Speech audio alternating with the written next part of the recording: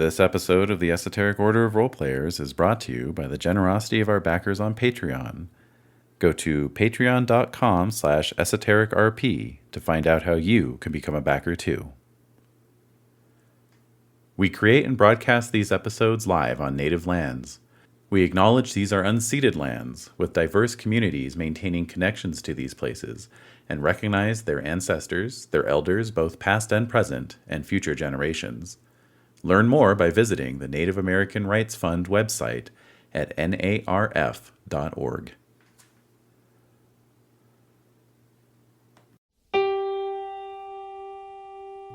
The Esoteric Order of Roleplayers present The Time of Thin Blood, a Vampire the Masquerade duet chronicle featuring David Larkins and Desiree Valdez.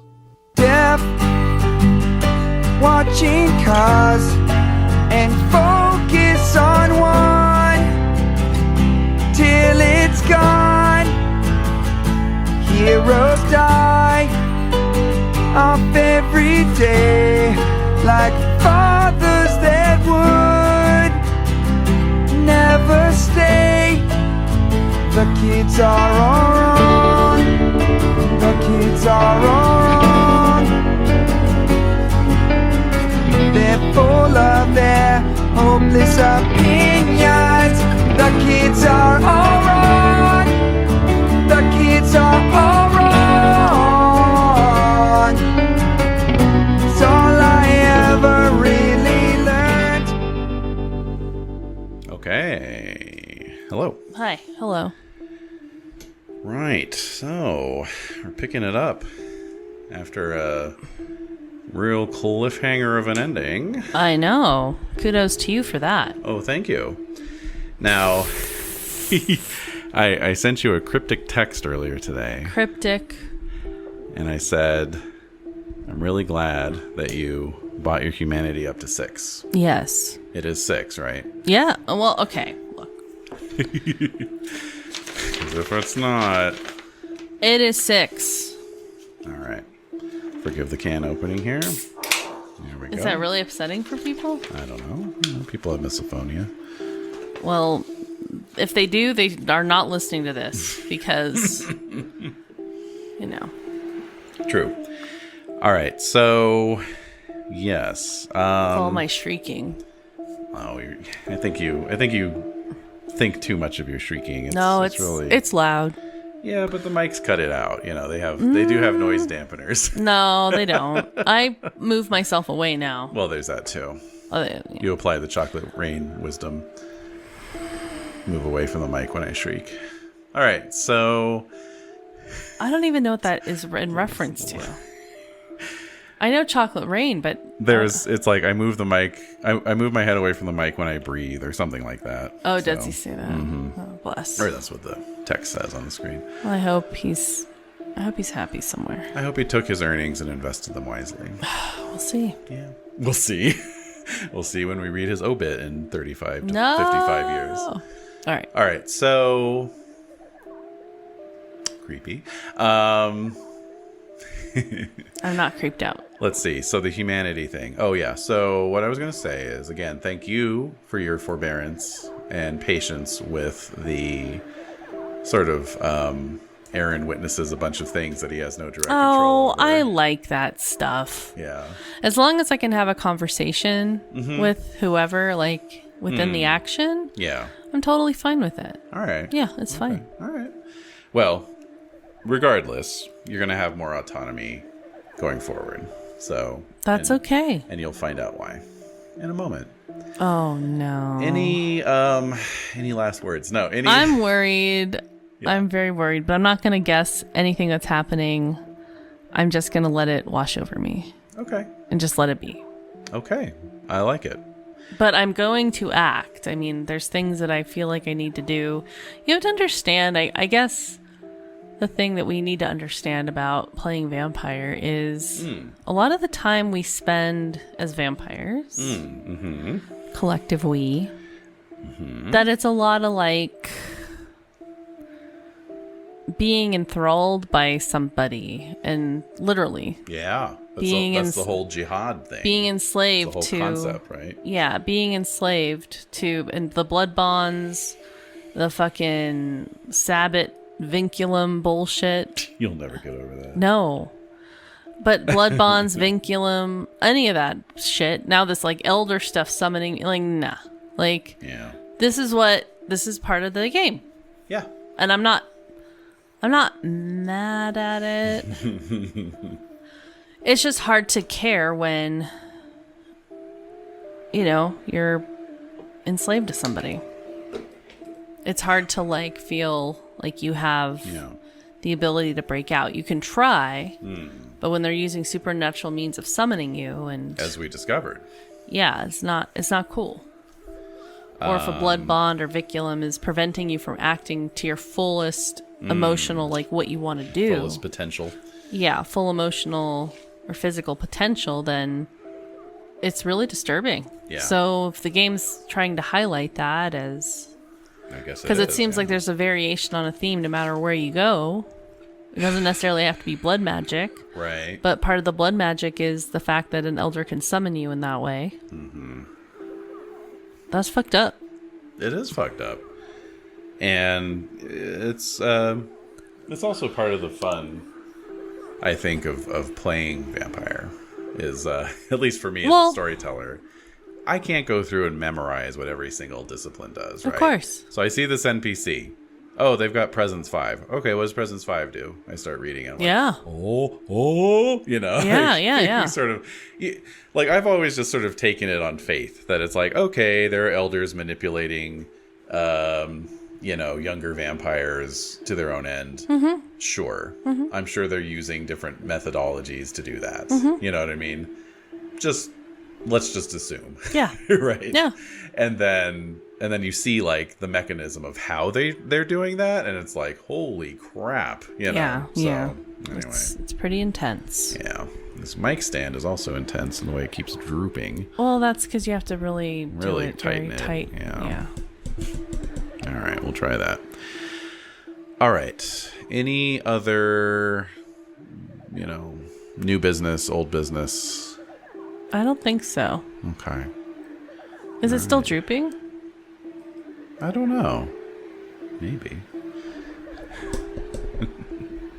Maybe I need a new mic stand. Oh, God.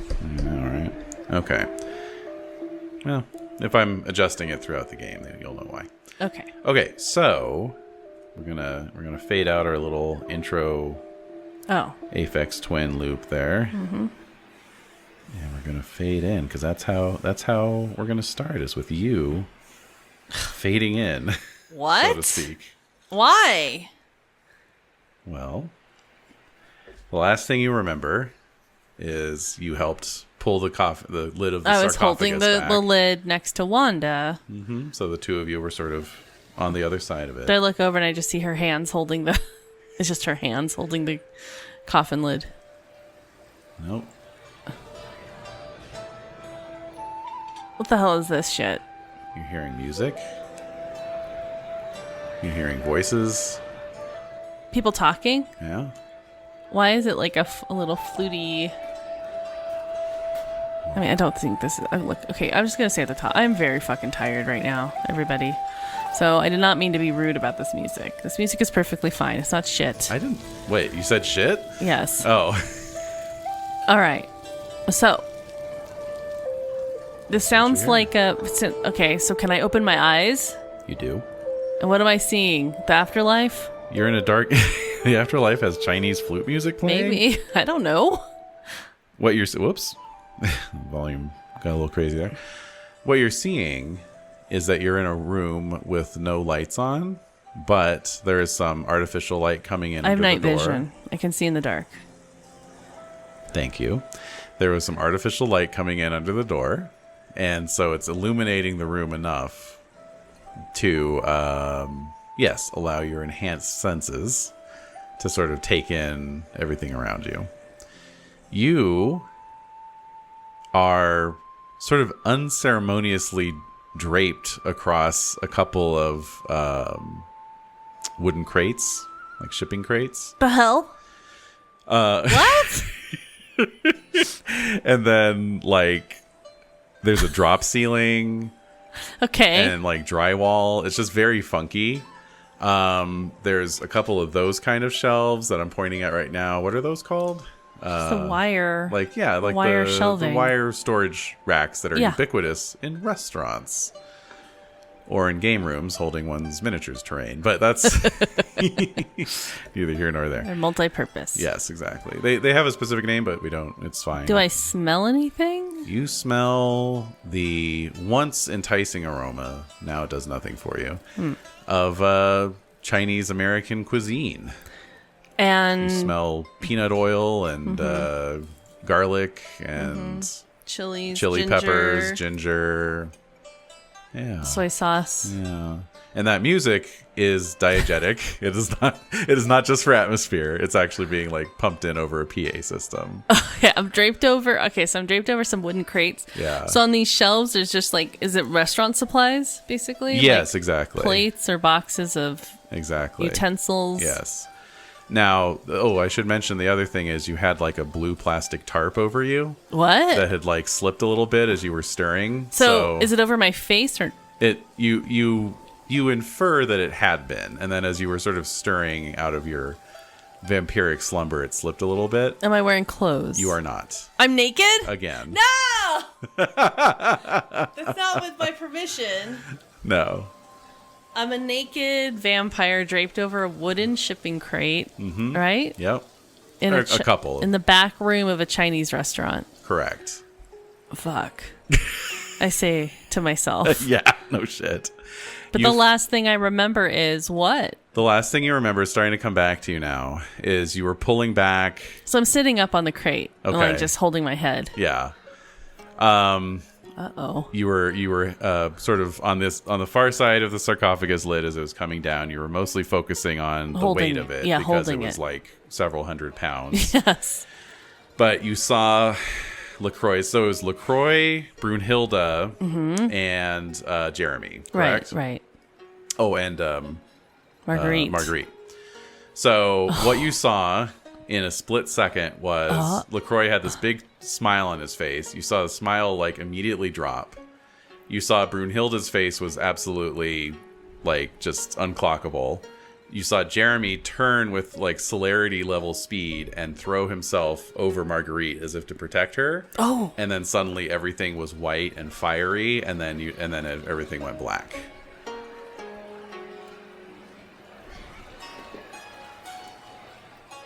All right. I look around if there's anybody else with me.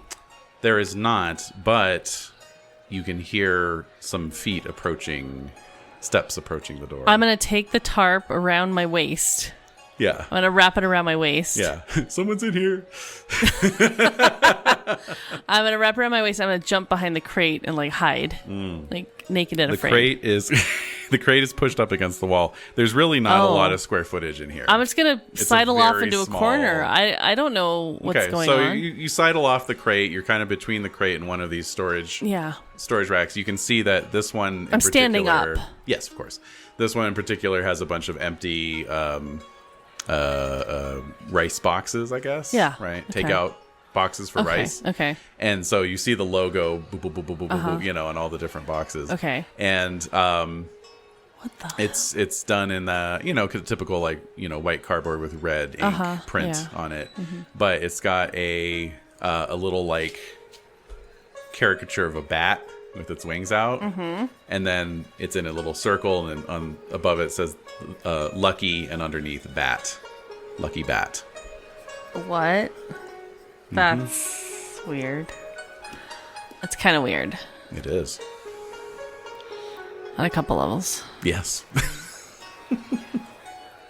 All right, so I'm standing there. Okay. So the door opens without it being unlocked. You know what I mean? Like It's somewhere. It was an open door. Yeah. And you see this. The light pours in. The light pours in, and you can see like it's just a long hall. You can see the kitchen down at the end of the hall, about 10, 15 feet. There's like a couple other doors on one side, like restroom and like utility closet, But, there's a sound of walks being stirred and a couple Fire. Fire whooshing and in fact this wave of heat kind of comes in and hits People you. talking. Shouting. Yeah, shouting. And so maybe incongruously then, the person who's just walked in is like a teenage girl. Oh. Older teenage, like maybe 18, 19, but definitely young. She's wearing jeans and like a old like maybe 10-year-old faded Guns N' Roses tour T-shirt that she's modified by like cutting the collar and then making it a crop top. Long hair, Asian features, slightly darker skin. Very, very beautiful, right? And she sees you and is absolutely like doesn't react at all, and she just says, "Oh, good, you're finally up. I'll go tell Louie." And she grabs Bitch. not Not her. Louie. So yes, she grabs a couple boxes that she came in for, and she says, "Just wait here," and steps out. Door closes behind her on a automatic thing, and is it like a push door, like a swing door that would push? Yes, exactly. Yeah. Okay. So I'm just like awkwardly standing there, just like, yeah, Louie. Okay. So you're willing to wait? Yeah. Okay. I don't have any clothes. I know. Why am I naked? Why are my clothes off? Why does this keep happening? It's mostly for the viewers. Let's be real, and listeners. That's right. Just get that picture in your head, folks. All right. So toned. Beyond toned. Blush of life, so you don't even look like a corpse. Nope. You see, you Have can your feel cake, you can feel good about it. That's right. It's no Eric Northman. Oh yes. White. Well, yeah. That you just have to cast pale Scandinavians. Beyond. He's like looks like alabaster at times. He does. All right. So, not that long of a time interval passes. Okay. So obviously he was on premises in some capacity, but you hear like her footsteps were those of a tennis shoe, a sneaker, if you will. Very quiet. Only your vampire hearing would have picked it up. His click clack, click clack, click clack. Loafers, yeah. Designer dress shoes, designer dress shoes, yeah. And the wingtips. The wingtips. There you go. And the door opens, and there is good old Louis Fortier. Now. He is wearing wingtips. Okay. But his overall, like, you never saw this man out of a designer suit before. Yeah. His garb now is much more sort of like casual. Like he's wearing slacks. He's wearing Dockers. Like a button down. And well, maybe, but he's wearing a cable knit sweater. Okay. Over whatever shirt's on underneath. Button down. Yeah. Yeah. What So, kind of a sweater? Casual. Like the kind you get from Mervyn's. Preppy, but not like expensive. High-end. Right. It's not cashmere. It's a cotton sweater. It's a cotton cable knit sweater. Okay. Yeah. So, but what does his hair look like? Well, same being as a usual? vampire, it's the same as usual. He's got it tied back in a ponytail. So a little strand, as always, has kind of escaped and is dangling off his hairline. But yeah, otherwise he looks much the same as you remember. And he smiles a little bit. And he says, "Well, Aaron, it took you a while to recover from that blast, but I'm glad to see you back on your feet." Blast? Yes, there is much to explain, but oh, Tiffany, and you see the girl come back, and she's like, he says, "Oh, can you fetch the?" And she's like, "Oh, yes, of course." And she trots off, and he walks in and hoists himself up onto the crate, and he says, he's kind of like, so your faces are both pointing the same direction, Yeah. so he's not really looking at you. And he's just like, I know what it is like to lose everything. What? So I want to make you as comfortable as possible. I have some clothes for you. You can stay here as long as you like. Tiffany is a close friend of mine. I knew her parents once. But What are you talking about? I'm sure you have many questions.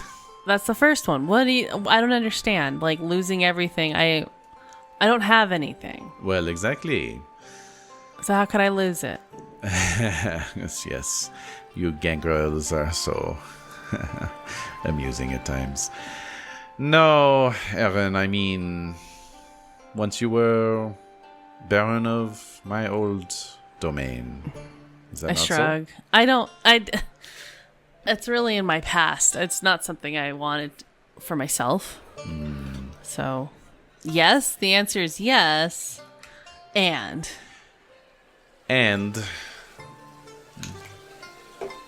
the powers that be come and go. They change. true. That's also true. Sometimes old enemies become powerful. But I get ahead of myself. What? Old enemies become powerful? Yes. So Where are we? at that point, the door opens and this Tiffany girl walks in. She's got a Reebok duffel bag and she sets it down and stands up and or straightens up and looks at Louis with a look on her face like, is that it? Give me a perception plus awareness Okay. roll. Perception plus awareness.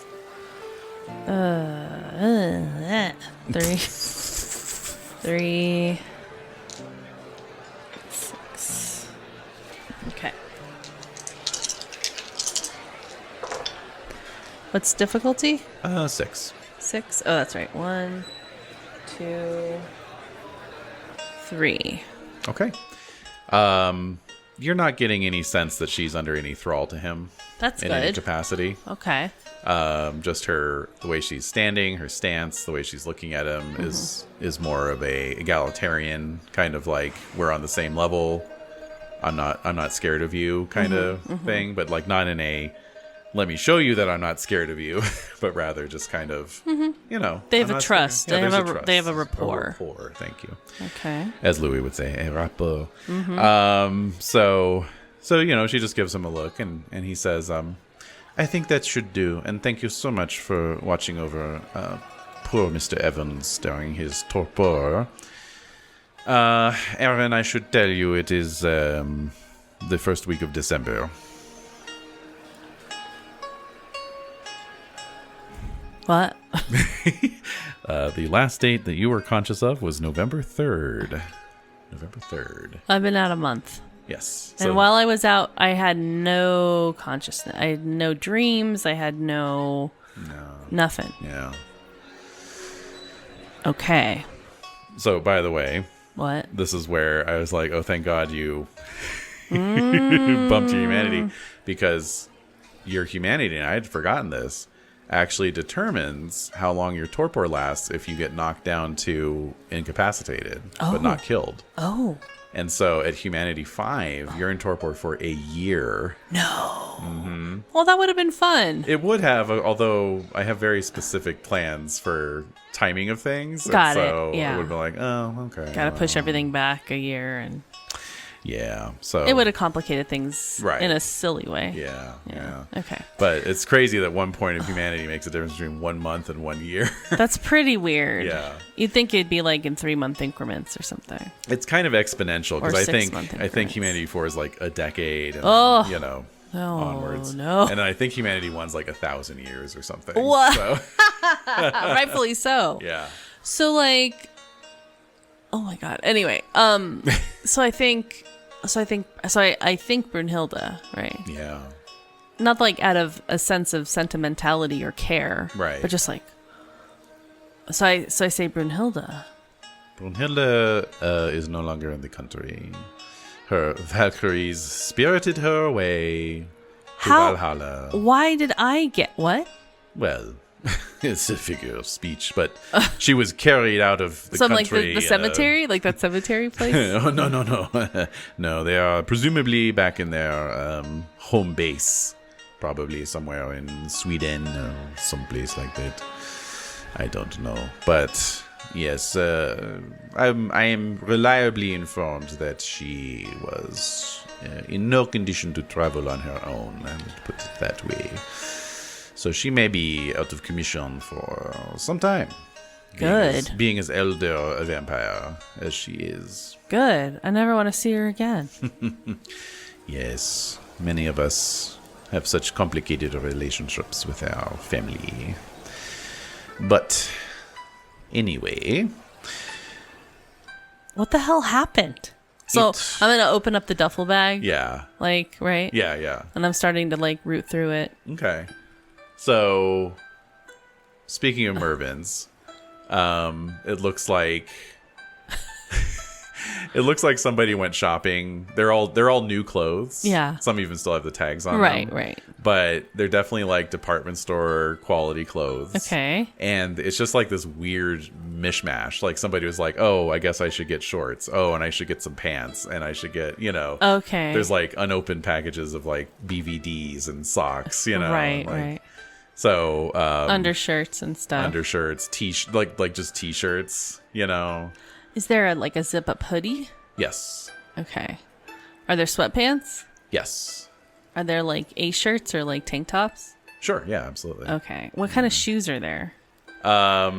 Well, I mentioned it was a Reebok duffel bag. It obviously came free with the purchase of this pair of Reeboks. So So I don't think Aaron's really worn sweatpants or anything like in a minute, like since his like college days. yeah. So I think it's just like, Fuck it. slutty gray sweats and Yeah. a slutty hoodie and a slutty tank top, Yeah. and underwear. So I kind of just, I look at Louis and I just shrug.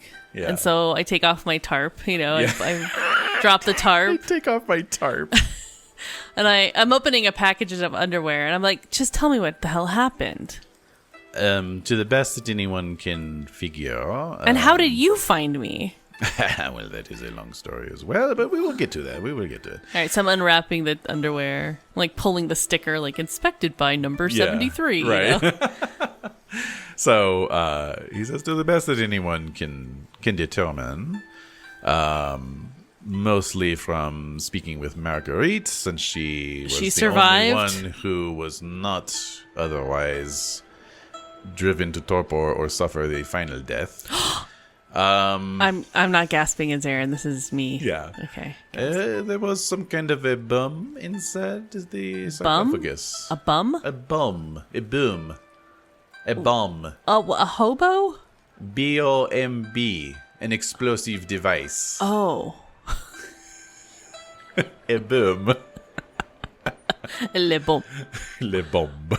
Le bombe atomique. A bomb? Yes. Set by who? Nobody knows. Do we care to find out? Or is it better just to leave it alone? It is perhaps better to leave it alone. Who the fuck would bomb this? So then I'm pulling on a tank top. Yeah. It seems to have been an elaborate hoax of some sort, or perhaps a trap. A trap? If it was directed against Prince Lacroix, it was successful.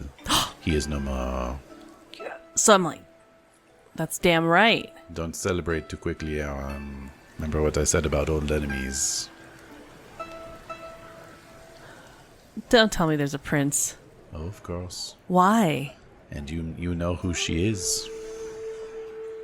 Tara? Indeed. Tara. Why? And I hate to say it, but she is proving to be far more popular than Prince Lacroix.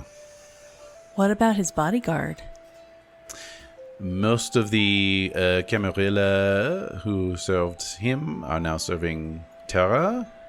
As for the sheriff, whatever bond Lacroix held over him was broken with his final death, and So- he has disappeared. He's disappeared. Indeed, perhaps returned to his native land in Africa. I believe he was a particular bloodline They are known as necromantic blood sorcerers. Very bad news, as you would say. So the Kra enslaved him.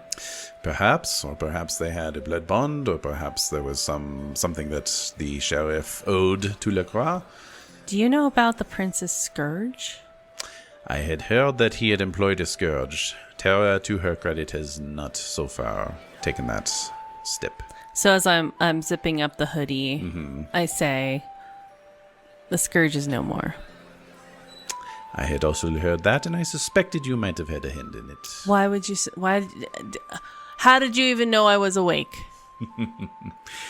I have my sources. Let me introduce you to one, please. All right, so I'm gonna put all the different clothes into the bag. Yeah, I'm like, can I take this? of course. Are there sunglasses in there? Absolutely. But they're like cheap. Yeah. You know. Yeah. So I put them on. Cue cheap sunglasses. Look like That's a easy damn- top. As you walk out. As you walk out in slow motion. No. So I look like the Unabomber. Pardon. I mean, excuse, but I mean, let's be real. I don't have the curly hair mustache, but you guys get it. If you went to a Spirit Halloween store for their clearance sale, you could get a wig and a fake mustache. I hope nobody's dressing up as the Unabomber, because that was some fucked up shit. No, I just mean you could probably find a curly-haired wig and a fake mustache. Yeah, but I'm not gonna. So I have my hood up. You don't say. I have my hood up, hair peeking out through the top, and sunglasses, and I'm holding this Reebok duffel bag. So you do indeed emerge from the storage closet. My clothes. So my clothes got blown off. Well, not completely, but they were pretty burned up. Okay, you have to tell me how the hell you found me. You will find out in a moment, please. Okay, all right. So you walk down the hall, which has the little rubber mat on it after a little while, and then you're into the kitchen, and the cooks don't even look up. Yeah, as you walk through, and then you emerge out into the main part of the restaurant, and it's pretty packed. It's bustling. What are my blood points at? Because I was pretty fucking full up. Yeah, well, this is worrisome. That's the thing. So you would have spent that blood to heal, so you'd be at 1, I guess. This isn't good. No, I know. You're hungry. All right. I'm not for lo mein. Okay. This is bad. I had that lovely group of blood points. I know. Like I said, there were 2 paths in that last scenario, and that was the one that ended up happening because of Brunhilde. So you can thank Brunhilde for all this. I'm not thanking her for shit, man. Thank her now. I'm not happy about this. No, of course not. This is upsetting. Absolutely. And disturbing. Yes. And all the above. I'm thinking about Irena, my promise to her. I don't know why she even stands my ass anymore. Yeah, she likes the hopeless case, I'm down to 1 blood point. I have to roll my self-control, David.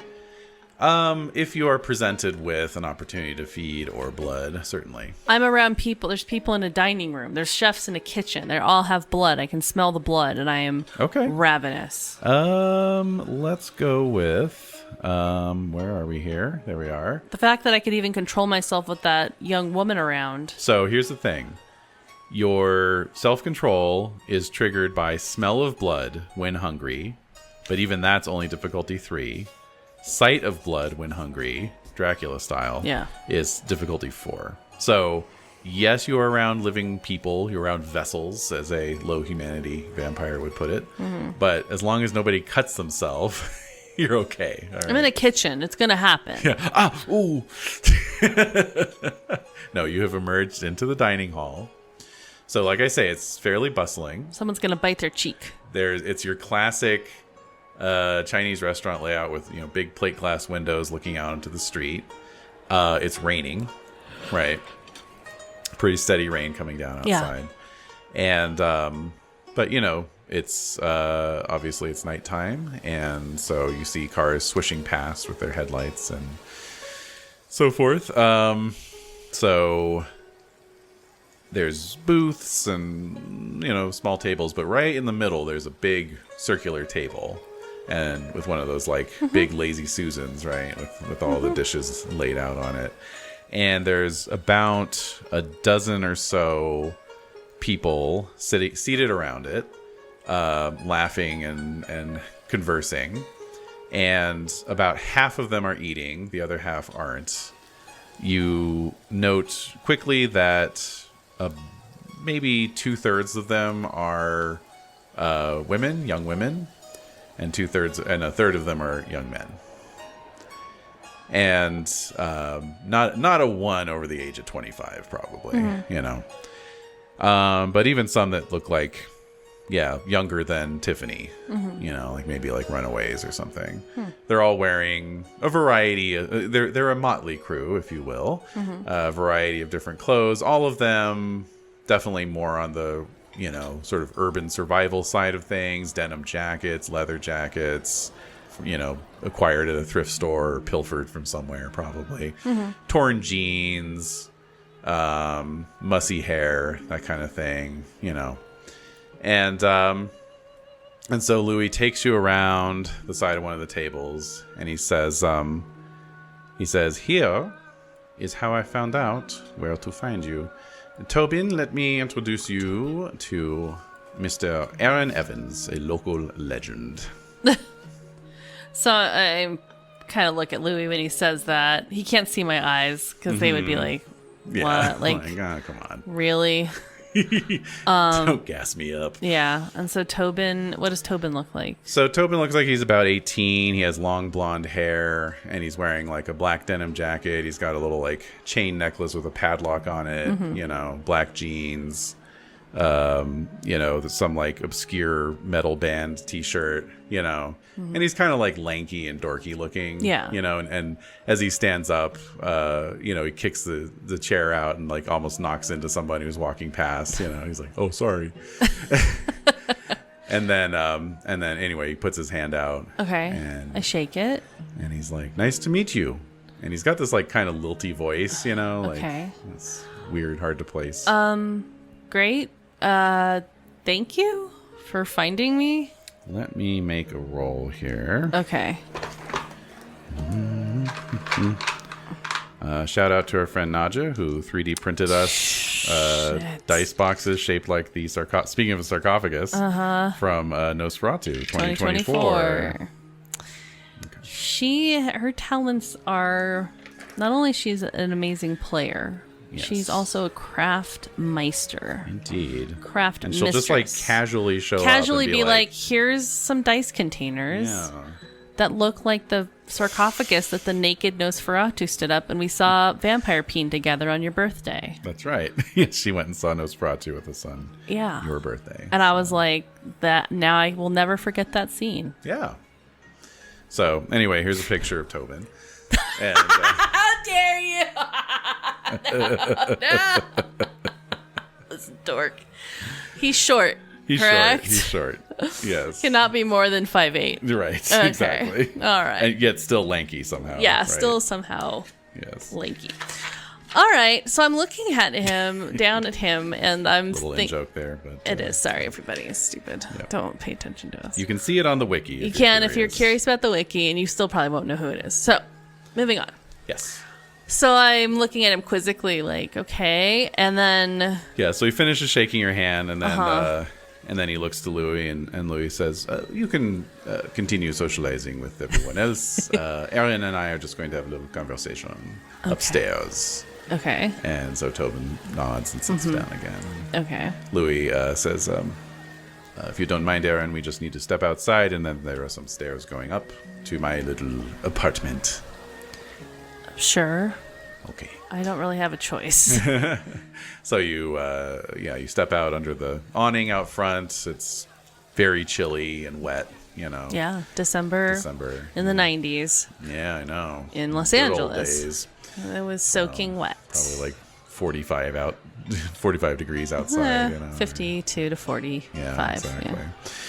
But it isn't what the thermometer says. It's the feel. It's the feel. Yeah. It's kind of like reverse. The humidity makes it feel colder than it actually is. It's probably just 52. This clammy coldness, you know. Yeah. So I'm walking up, You head up these following narrow Louis. stairs.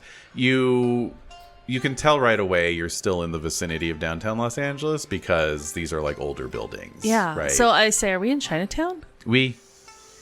Okay. So he, opens the door for you, and it's like, this like narrow and very steep set of stairs, violating every ADA. Possible. Yeah. Like Every possible building code violation, code, ADA violation. Yeah. So I say, I'm thinking under my breath, I say, I'm like, it's not little Tokyo. So there's a kind of musty, carpety smell Yeah. coming out, and you head up, and he says, the door on the left at the top. And Okay. so you head in, it's unlocked, and, it's a modest little apartment, but you can tell it's like, it's home to all of those people that you saw downstairs. Oh, all of these gutter punks. The let's gutter hear. punks. Yeah, we call them gutter punks. Because there's just like, backpacks, duffel bags, Okay. blankets thrown over couches, Like army duffel. Army duffel. Yeah, exactly. Yeah. Okay. All right. There's like a boom box in the middle of the room with like a bunch of cassettes Yeah. scattered around, Right. And he's like, God damn it. And, he's like picking his way over, What is going on here? Like, this is not really like. I never had children of my own, and I do not want any now, but such is the burden that I have taken on because of people like Tobin, and what is to come. Soon, none of this will matter, Aaron. None of these politics, none of these petty concerns. This cassette tape, and he actually like puts his foot on one of them and it cracks. Hey, come on, man! This is like the only stuff these kids have. Like, Well, I'm tired of their shitty music. what? So I look, it's like a Pantera tape. Yeah, thing. exactly. Yeah. I'm like, I don't know. Sure. Look, there's some good stuff in here. So I'm like looking at the cassettes. There's a lot of like mix tapes. Yeah, Oh, yeah. we can fade out the Chinese Oh, yeah, restaurant. yeah. Okay. There's a lot of mixtapes, and So I just say, come on, man. I mean, like, look, I know this isn't as like posh as you are used to, it's fine. but why are you with this group of kids? Aaron? Oh, that's literally called Morse code. So we're just going to go right past that. Not more. What year are we? What track that was? That's weird. All right, Why? Aaron. I am sorry to tell you, What? but Gehenna is coming. All right, so I put my sunglasses up because I know he can Yeah. handle weird Yeah, eyes. Of course. He's led you through the common room into like one of the bedrooms. This is clearly his room. Yeah. It's still like a little funky, but it has a decent bed. Is it windowless? The windows have excuse me. been fully boarded up. Boarded up and foil And covered light-proofed and painted everything. black paint Black foil. paint, yeah, like, exactly. Okay. And there's just like, he's managed to get a couple accoutrements. Like what? Let's see. So there's like kind of a beat up Louis the 16th, Louis the 15th. I don't know my antique furniture, but whatever. Louis the 14th. I think it would be 14th, Yeah. right? Yeah, kind of a little beat up dresser. Probably imitation. I'm gonna say it's probably like a 50s style. Yeah, 50s style. Like And in semi-rococo. Semi-rococo, and then in fact he has a little like 50s vintage ceramic of like a French gentleman, A like, shepherdess and a bowing to a shepherdess lady, or a lady. Yeah. Okay. You like know, a it's- porcelain, like a ceramic. Yes. It's thing. just the sight of chintzy. It's Yeah. like kind of a little déclassé, as he would say. But he'll take what he can get. So Does he have like a coat rack? yes, he has like a little mobile coat rack and A nice suitcase? nice suitcase, absolutely. And then he has a turntable with various classical music, LPs Okay. stacked neatly next to it. Yeah, but those are from like the 60s. Everything is. He's been pilfering antique stores Yeah, and thrift stores, consignment Goodwills stores, and- yeah. yeah. So does he put on some music? No, he doesn't. Oh, so really? yeah, Okay. Like, a second, do you want everyone hearing this? Like what we're going to say? It is no secret. It is. What? Okay, so I put my sunglasses on my head and Yeah. I'm like, Gehenna, really? You're believing in this? Aaron, Tobin is the real deal.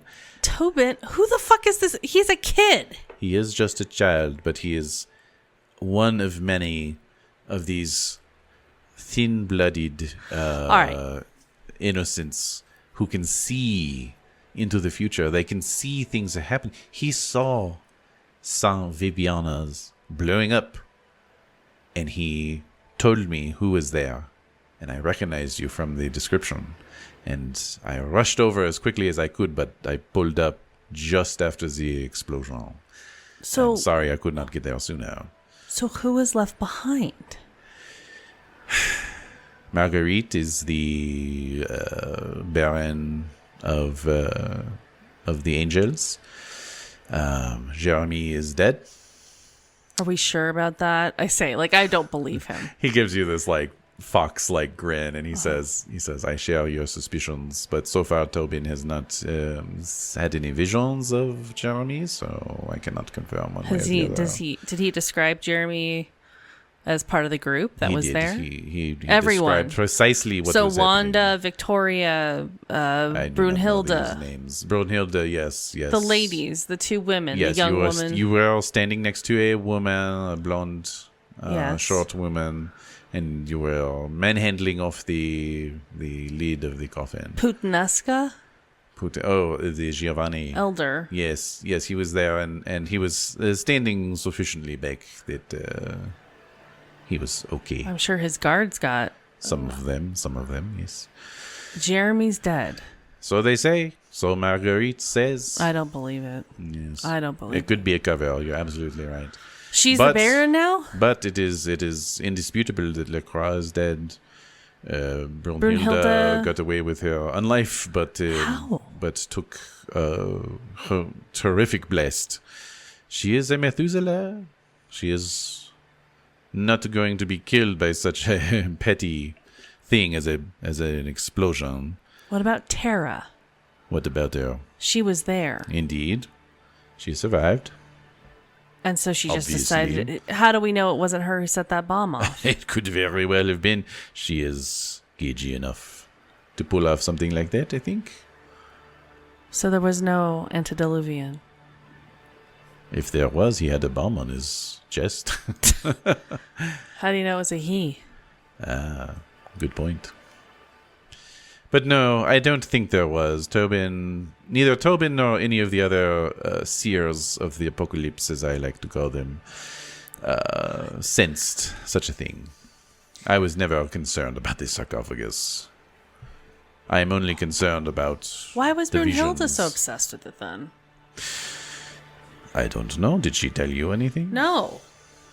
Well, So, what exactly? What do you mean when you're saying that this is like, I don't know, Gehenna? There's these thin bloods. You're the second person or third person to mention this to me. Tobin is a 15th generation. He is a caitiff. Okay. The blood of Cain is so thin in his veins that he is scarcely one of us. And yet, there is something about this condition, this state of being, that seems to, or perhaps it is simply another harbinger of the impending end of all things. Whatever the cause, these children, these thin bloods, these childer, they can see things.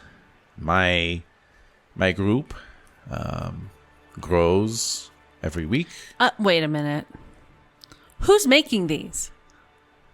Well, Tobin, for example, he was accosted at a musical show, as he calls it, in his native Sweden. Somebody apparently approached him, promised him a record contract, but it was simply a ruse to get him in his band alone. And that is when this vampire, whoever he was, attacked and slaughtered his bandmates, but for whatever reason, perhaps he sensed something in Tobin, spared him enough to create a new vampire, but he would have been 14th generation. So that why are these vampires that are very high generation? Why are they doing this now? The control that the princes have exerted for so long, the barons, the what the hell do they call them in the Sabbat? Bishops. Bishops. The bishops of the Sabbat. They are losing control, and this is another sign. Aaron, and he actually like grabs your hand. Yeah. And he's like, it is falling apart. It is falling apart, and there are many harbingers. Personally, I do not like Tara in her seat, but they say that just before Gehenna there will be caitiff princes, and I've already heard rumors of a caitiff prince in Minnesota, I believe, and another in Melbourne, Australia. These are merely rumors, mind you, but they are worrisome. And if there was a caitiff prince here in Los Angeles, I would consider that a sign most dire. We do not know the time, as they say in the church, but it will come, and it is coming soon, Aaron. The proliferation of thin bloods who cannot even sire child of their own is one of the most well-known harbingers. And I get really still. Yeah. Even more still. Because I don't know what generation I am. I just know that I'm low. Right. Because Brunhilde is like my grandsire. So when Halbert's, because there's a couple things I want to do. Okay. There's so many things I want to do. Yeah. So, but Dr. Halberstam said that I was like, that Brunhilde was a low generation, and so was Karen. Yeah. Right? So I know I'm possibly in the single digits. Right. Not 14th or 13th or 12th or 10th or whatever. Right. I also bought down my generation without knowing it, but the Diablerie also made it bump it down, right? Yes. So just for the record, Diabolique. my generation is 7th. Yes. Okay, but I think it was like 8th. Yeah, I think you started. Right? Yeah. So because of the Diablerie,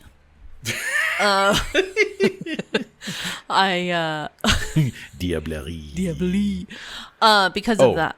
One thing I forgot to mention is when you walked into the apartment, they had spray painted one of the walls, and it just said "Les fleurs du mal." No. Mm-hmm. So, generation. So I think I might point that to Louis. I'll be like, what the hell does that say? That is the name of our little sect, our little cult, if you will. Cult? That is what they call these groups that are forming spontaneously around these. Why? COs. Okay, so why are you with them? I believe, Aaron. I'm a believer. So what is that going to do to help you? Because if Gehenna is going to happen... I'm trying to spread the word, Aaron. I'm trying to let people know. Look, I knew about this years ago. This is remarkable. These are unprecedented times. Listen, every time is unprecedented, okay? Everyone thinks that everyone's going to think the world's going to end anytime. You could see that on any fucking magazine. Bat Boy, End of the World... The Pope. Bad boy again. The Pope is a secret Satanist. All the stupid bullshit. That is true. All right. Well, okay. Listen. In the world of darkness. In the world of darkness. Listen. Everyone wants the world to end. Okay? And they don't understand that, like, this ending doesn't necessarily mean that everything is going to end. I don't believe that any of this is true. And I mean, okay, so side note here. Digression. Go ahead. The reason Aaron is saying this is because he doesn't want to be a harbinger. He doesn't want to be one of the harbingers. And he was part of creating a fucking weird not only can he not sire vampires, he also made some some kind of ritual, some kind of thing. Some kind of thing. And this, he also, he can't make vampires, first of all. Right. And he sired some bizarre baby that we Right. will still don't know about. Monstrosity of some kind. Some monstrosity eraserhead baby with Araceli. And that also is a harbinger of Gehenna. Could be. Possibly. Yeah. And now we have all these thin bloods running around, having visions and shit. Uh-huh. And creating cults. Right. And so Aaron really does not want to believe this is the case. Right. He's in full denial. Right. Because a lot of the things that he's gotten up to over the past 6 or 7 years or 8, whatever. Yeah. They're in line. They're in line with these stories, right? Uh-huh. So, saying all that to say, Yes. it's in Aaron's interest to be like, no. So, excuse me. So he's like, this isn't going to happen. And just because you think it's the end of the world, maybe it's just the end of what our perception of the world is. Maybe it actually has nothing to do with our actual lives. Aaron, you are reminding me of these salons of old. Louis really gone down the tubes. Yeah. The thing thinks Aaron's dumbass is like... He's a bit cracked. So listen, Louis. I believe you, okay? I believe you. Thank you. However... whether or not you believe me, it is going to happen. And I thank you for finding it in your heart after everything that I've done. I mean, the fact that Tara, you know Tara intimately. You were kind of her little lapdog a little bit. Well. Hold on a second. No, you are right. No, but he says you can say however you like. I'm just saying, look. You and I go way back, Louis. We go way back. Correct? By a certain value of way back. Certainly. Remember, this guy's 250 years old. I so, know. 10 years is nothing. Is nothing, right? Yeah. But as vampire friendships go, you have to think that they're pretty short-lived at times, right? Regrettably so, yes. Right. This is why Les Fleurs du Mal and these other groups are forming. We want solidarity. We want togetherness in these end days. We should not be fighting. We should not be... Le jihad is bullshit, Has Tara called a jihad? No. You're thinking of the other use of the word. No, I mean the manipulations of the elders, the game, the centuries-long game that they play.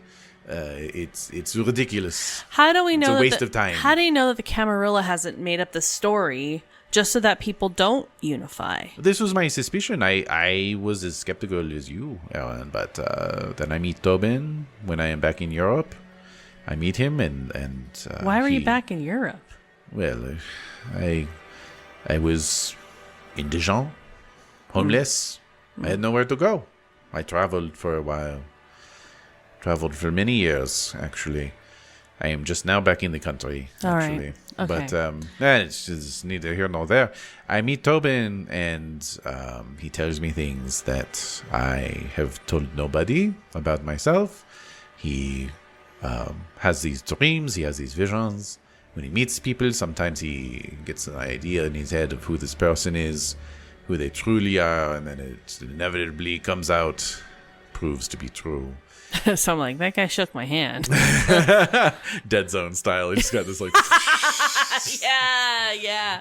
Oh, we have to watch that. We do. So I say, well, I appreciate that you trust him, and I also appreciate what I was trying to say. Is I appreciate you taking the time to rescue whoever you could from that particular situation. Because it was pretty gnarly. I guess I'm glad that Brunhilde got away. I guess. But I'm glad she's not here anymore. However, I'm not sure that she's not going to be able to contact me again. Perhaps. But if she is in a deep torpor, it is unlikely. Although, if she has some kind of hold on you, I could not rule it out. My prediction, though, is that she sleeps through Gehenna and never wakes again. Again? How do you know again? And what does that mean that she's alive?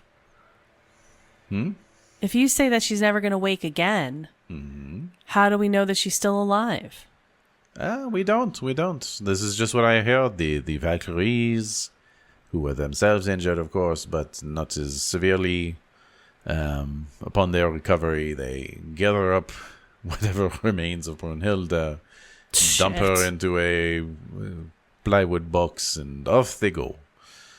So why would they have bothered to recover her remains? Well, here's the thing, though. Oh my goodness. Oh. He put some music on. Yeah. So Brunhilde was hell-bent on getting that sarcophagus. Indeed. She fell for it, hook, line, and sinker. Many did. And Prince Lecroix, what about that rat woman? Prince Lecroix, he was embraced around the same time I was. He was no, how do you say, chicken of the spring? Chicken of the spring? Spring chicken? Oh, yes, that's it. He fell for it. There was a rat woman? Oh, yes, the rat queen, some call her. Others call her Griselda? Griselde. She was once a beauty queen in the 1950s. Most cruel fate visited upon her by a Nosferatu with an ironic sense of humor, no doubt. Is she alive? Oh, yes. She is loyal. She's switched her loyalties to Terra. Terra doesn't like me. So I've heard. What have you heard? Only the stories of your past interactions with her. All right. Listen, I don't know if all of this is going to come to pass. I know you're receiving visions and you're really into this guy, Tobin.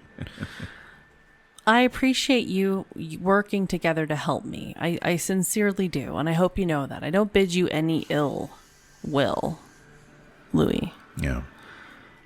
I have to live my life, and course. I'm not going to allow these fairy tales to dictate what I do. I have some other sources here in town, or possibly in San Francisco, that may understand and be able to shed some light on things, and I need to go see them.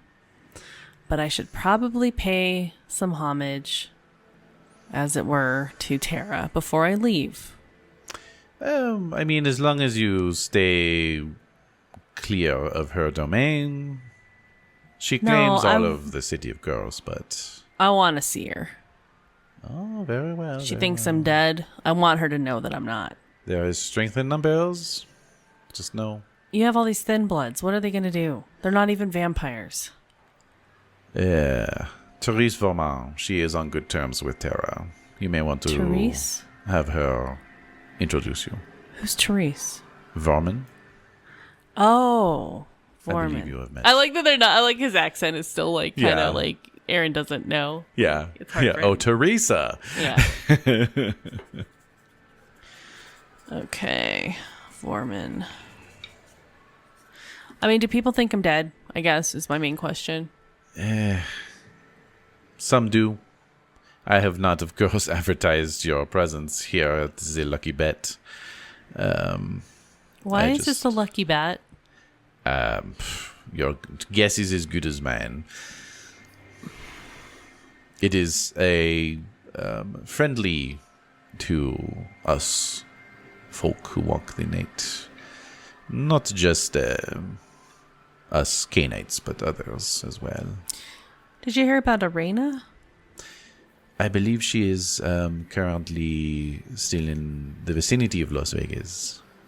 Her Succubus Club is quite popular with the what do you call them? The raves. Yeah. All right. I need to find out. Do you know who Dr. Halberstam is? The And name is Suriara? Suriwara, I think. Suriwara. Suriwara. Yeah, we always tripped over I that. know, it was bad.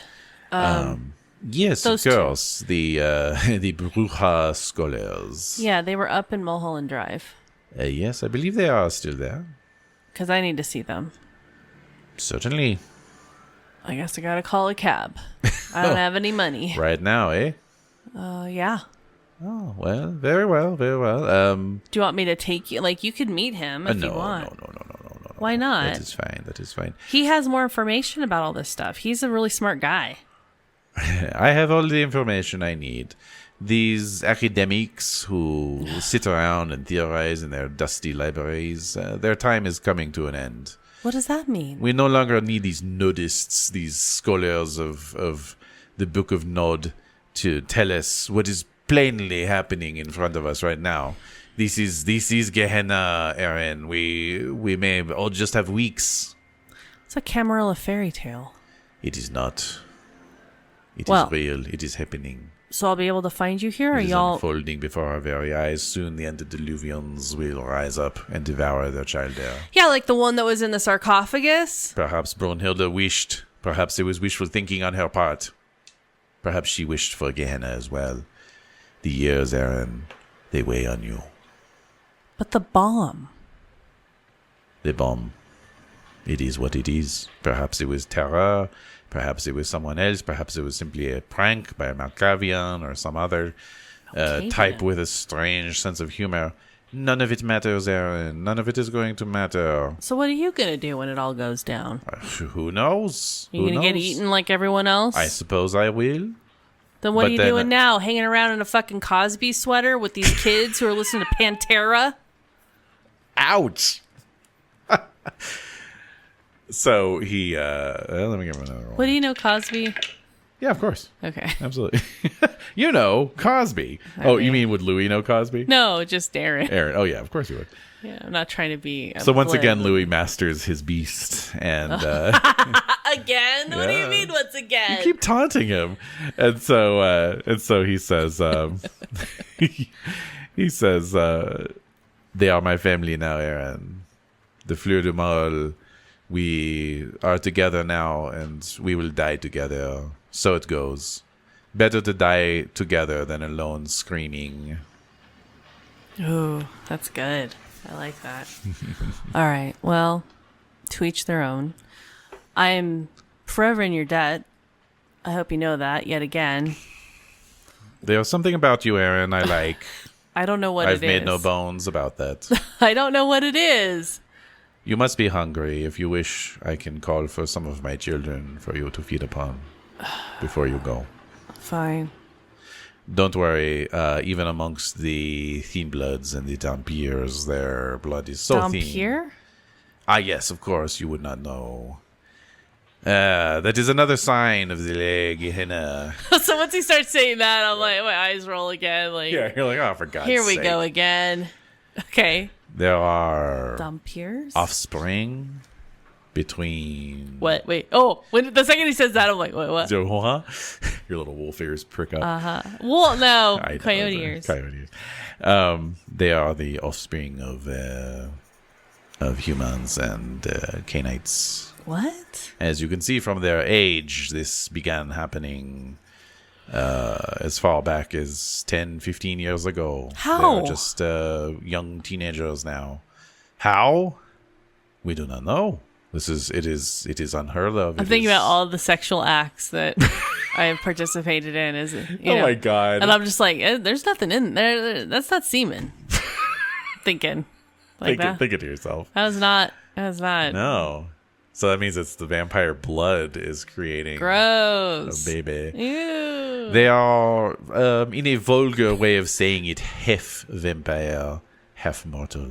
So like Bat Boy? We use the fucking Bat Boy.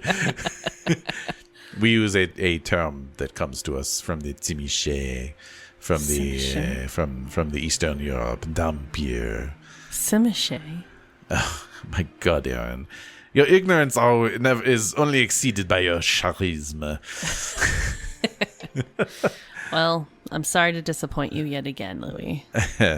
They say that the sheriff, if my suppositions are correct, was of a bloodline of the Simiche.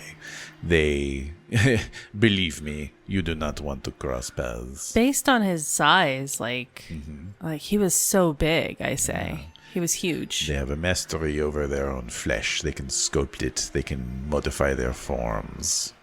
I suspect that was not even his final form. I'm glad he's not here anymore. That's all I know. But I do want to see Dr. Halberstam. I do want to see Tara, so she knows I'm still alive. Of course. Because I want her to worry. And I guess there's some other people I need to see as I'm feeling like Jack Burton. And I feel like there's a couple other people I want to see as well. Just that weird affect that he does throughout the whole movie. In Big Trouble in Little China. So I have a couple people I got to visit before I cut ties here, because I need to go to Vegas.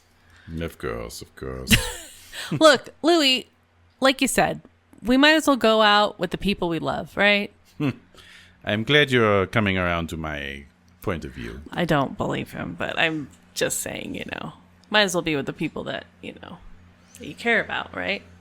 Certainly. You're not going to die, Louis. I pat him on the shoulder. You're going to come through this. I know it. Oh, Aaron, no one is going to survive Gehenna, but that is okay. Even the humans? It remains to be seen.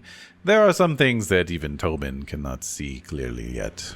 All right, well. Speaking of which, I hear the door downstairs, and you can hear this like clomp, clomp, clomp, clomp. Is like, all the boots. A dozen booted feet are coming up. They're laughing, they're talking, they all come in. And he says, please help yourself before you leave. Just, don't go nuts. That's fine. So I'm just looking at this group of, yeah. They're all within between 16 and 25. Yeah. I look like I'm their age. That's the thing. I look like I'm 24. Yep. Just for the record. Mm-hmm. Again, in my slutty sweats. You're really into the slutty sweats. I was just thinking it's your slutty sweats. I'm just thinking about the sweats and everything like that. The sweats. They leave nothing to the imagination. They don't. Oh, did you go commando? No, but they still. Come on. Come on. All right. So I'm looking. Look, why play vampire if you're not going to make it sexy? If I'm not going to be sexy. So I'm looking at these kids, and I almost feel sorry for them. Yeah. That they believe this. Yeah. But I'll take a little nibble. Yeah. So you notice that all of them. Yeah. What are they just different backgrounds? They all look like from different races, ethnicities. Absolutely. Yeah. Okay. A lot of folks of obviously multiple different cultural heritages, folks like Asian heritage, African American, obviously Tobin is white as bread, and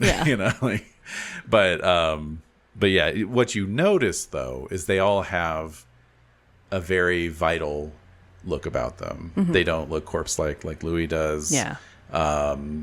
And like I said, about half of them were actually eating food. Yeah. Yeah. And so presumably those are the Dampiers, but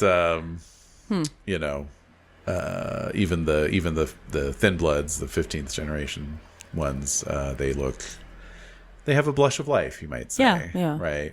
Which they get for free. The Time of Thin Blood sourcebook has rules for creating Dampiers and thin-blooded vampires, and actually assumes that you're going to do a chronicle where the coterie are all just basically these kids. Yeah. So. All right. Well. Yeah. All right. Anyway, so they they put on some of their rock music. Loud rock music, and there we go. And okay. Some of them are smoking, and so you can just kind of circle around and Are they into this? They like it? They're fine with it. Yeah. They're cool with it. Yeah. All right.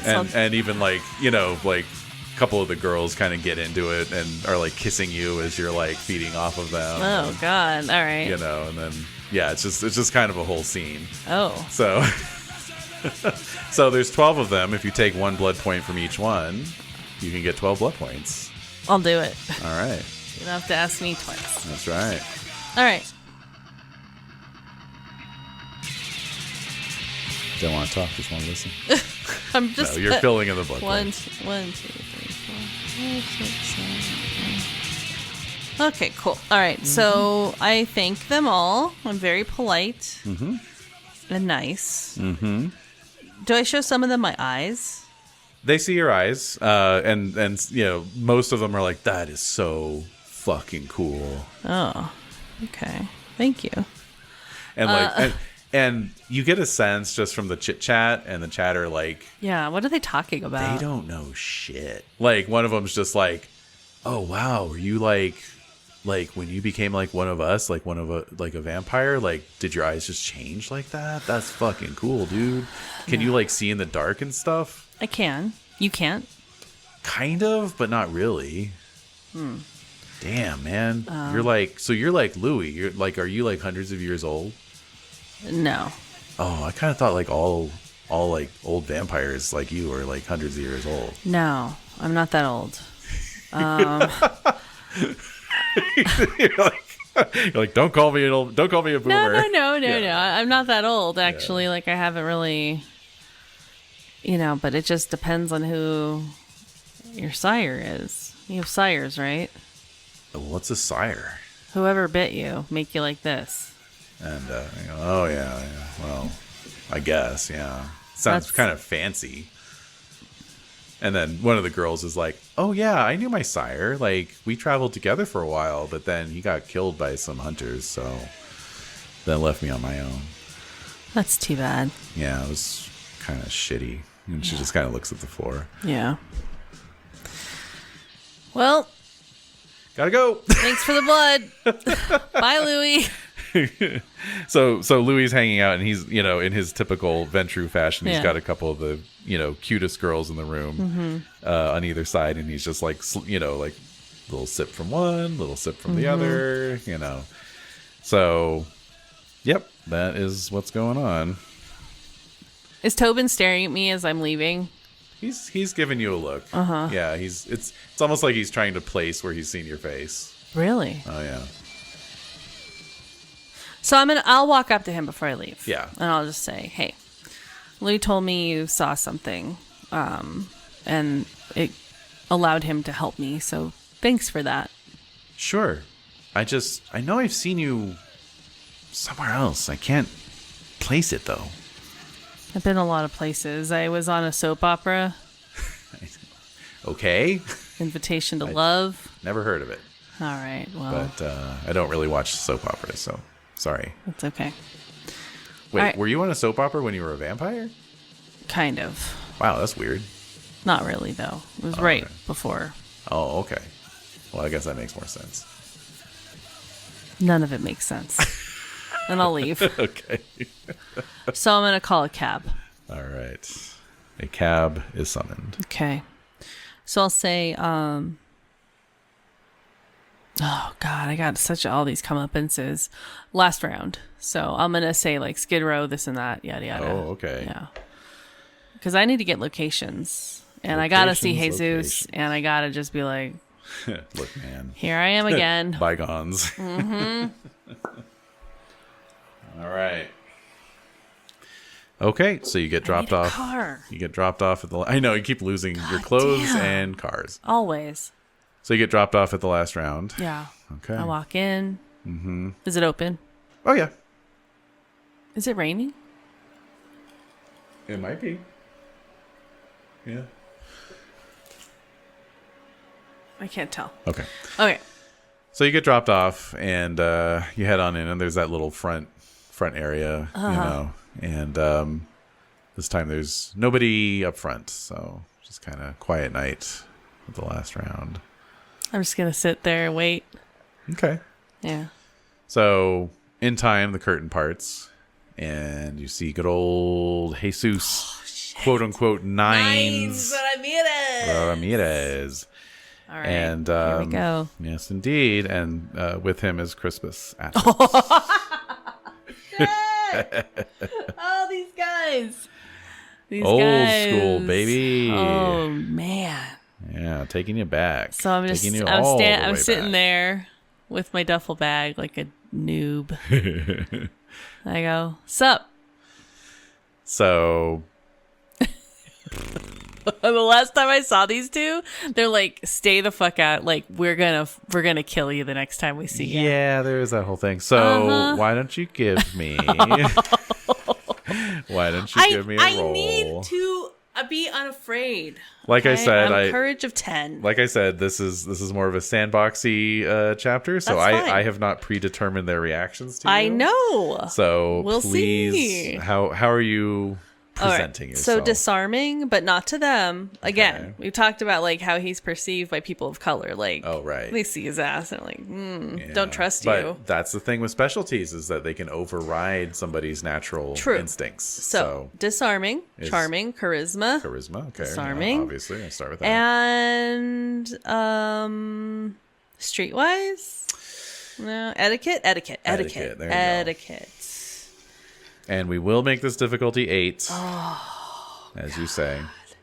But wait, as I say, I didn't say anything. I don't want difficulty. You 8. have a friendly face, so that's going to reduce it to 7, actually. Okay, all disarming and friendly face. So disarming means if you roll any 10s, those count as 2 successes. Yes, thank you for the reminder. Of course. Come on, baby.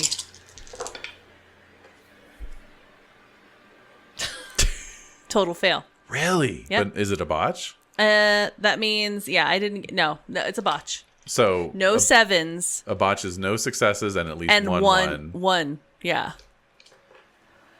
I gotta think about this. I'm ready to throw down. Fuck. It almost feels like it's like a they live situation. Yeah. Where you're trying to put the glasses on somebody. Yeah. And you just start beating the shit out of each other. You're gonna get in a 6-minute fist fight. Basically. Before you kind of settle it all out. Shit. Okay. But it's also if they give a fuck about me anymore. I mean, look at me. Like, I'm a loser. Okay? You're wearing sexy sweats. I show up in sexy bloody sweats after being gone forever. They know that I was part of this thing. Right. They must think I don't know how they think of me anymore. They may not have the same animosity, but there's rumors probably that I killed Salvador, right? Yeah. Yeah, definitely. All right. Let me start making some self-control rolls here. Just think about what they think. I know. I have to Pendragon this up. It might be bygones. It might be bygones. But you botched. See, that's the problem. A botch is no bueno. So let's It's not my here. fault. The dice did what they did. They did. They're telling the story. All right. Lucky so far.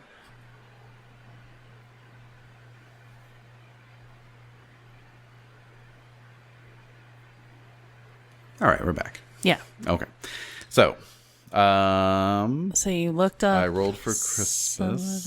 Whoa. Wait a minute. What? No. So you had to look up Jesus's. Yeah. So I forgot that he's actually Ventru. Yeah. So even I fell victim to, as it says here, very little is known about Jesus Ramirez, although most people assume he is one of Salvador's get. He's not, though. No, he's not. He's something different. He's Ventruly yours. Oh God, I hope he is. I hope he likes me. Well. Oh no. So Crispus and Jesus. All right. So I turn up like a bad penny. Prodigal son. Yep.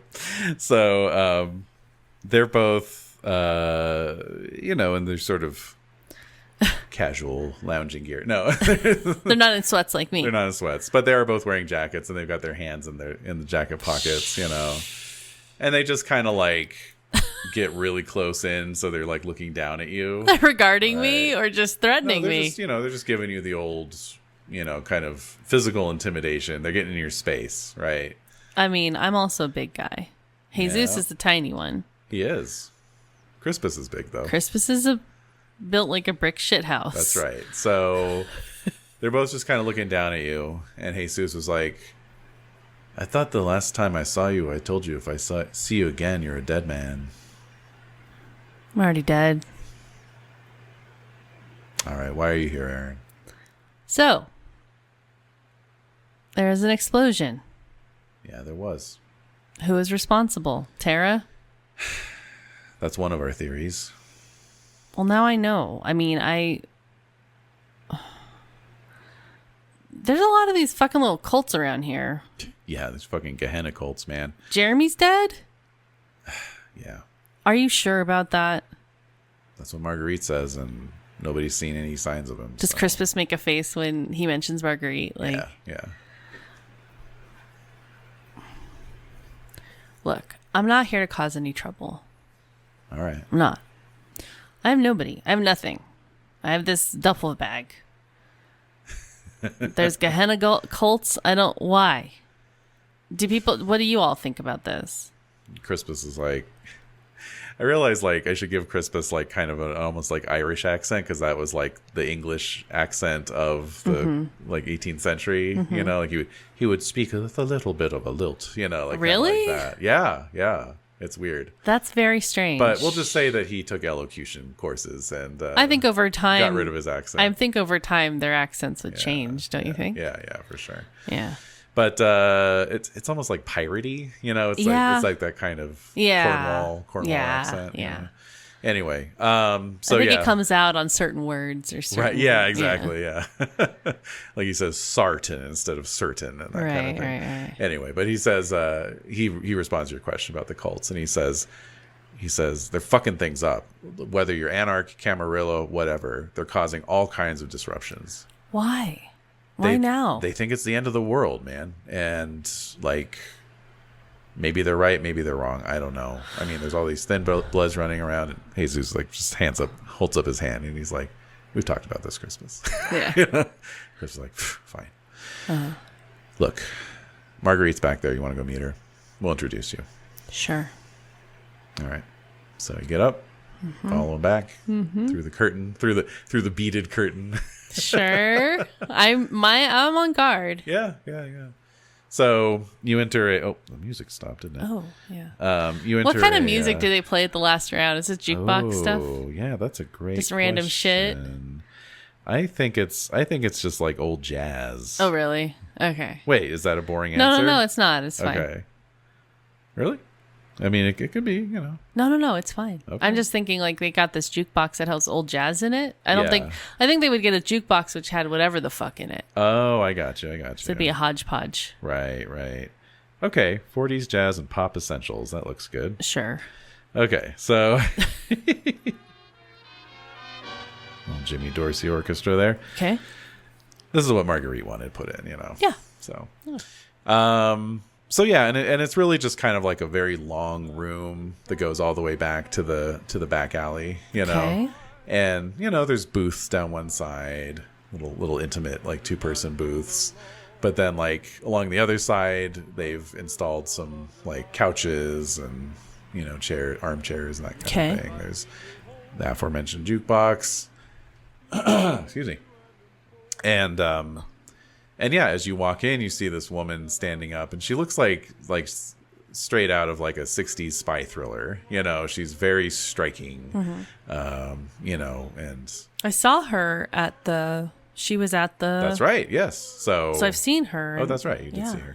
Yeah. So you see her again, and this time, yeah, her hair is perfectly coiffed. She's wearing a little beret, you know, and and just kind of skirt and blouse combo, you know, and she says, God, so many fucking French accents tonight. All right, so she's like, but different. It's lighter. I don't think. It's as heavy. It's not as heavy. It's not as soupy as Louis, you know. Yeah. So she holds her hand out and says, "I'm glad to see you survived, Aaron. Yes. It was terrible. What happened? It was a bomb. It was a bundle of dynamite with a trigger. I swear I don't think I'm making it up, but there was a note What? taped to it, and it just said boom. A note? Yes. What did the writing look like? Childish. Like Christopher? You know, he's generally more subtle than that. I know. Who knows? It's true. Could be. He's kind of crazy now. He is. Because of Amy. Right. Killing Joaquin. That whole thing. That whole thing that Aaron doesn't know about. So I say that's very strange. Do you think Tara is responsible for this? It is possible. It certainly paved the way for her to become Prince of Los Angeles and San Diego. Why is there a prince? Why do we have to have a prince? And Crispus pipes up again, and he says, we have our hands full just dealing with these cults. This is what I mean when I say they're fucking everything up. We don't have the manpower to go up against the Camarilla while we've got all these deranged thin bloods and half vampires running around claiming it's going to be the end of the world. Their numbers are growing every day. So I look back at Marguerite and she says, whatever guardian angel looked out for the anarchs, he has abandoned us. I'm sorry about Jeremy. It is still not real to me, but... Are you sure he's gone? He threw himself over me to protect me. I saw his body.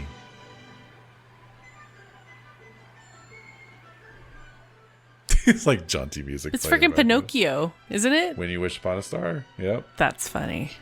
That is funny. I don't know. I mean, Jeremy has a way of sticking around. He is a survivor, but if you had seen the condition of his... Well, I want to say no more. I'm sorry. I know Brunhilde was also... Terribly. But perhaps... Well, she was significantly older than Jeremy. Right. Much more powerful. I'm so mad. I'm like, bitch is still alive. So I say, look, I'm hoping that we can have bygones at this point. I look at Jesus and Christmas specifically. The last time these guys saw me... I know. Oh, do you? They told me. Oh. Here is the thing. Whether or not the Gehenna cults are right in their predictions, it cannot be denied that things are falling apart. More uncertain than ever. Yes.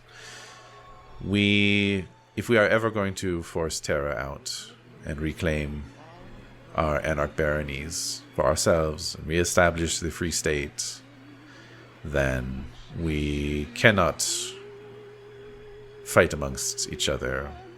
Aaron, you are a powerful beast. If you do not mind me saying so. That's fine. I think that's the nickname for the gang rolls, the Beast. The Beast, really? I think so. But anyway, okay. one of them. So she says that regardless. Yeah. So I say I understand. You have served the Anarch cause well. Whether or not you consider yourself one of us is immaterial. You have a good heart. I think I'm like, I don't know what I have, you know. Mm-hmm. So I nod and I say, yeah, I definitely don't want to see a prince here. Indeed. I killed the Scourge. We had suspected as much. How does everyone know that? I say. Word gets out. No one saw it. Some did. So then I think about Arena and I'm like, shit.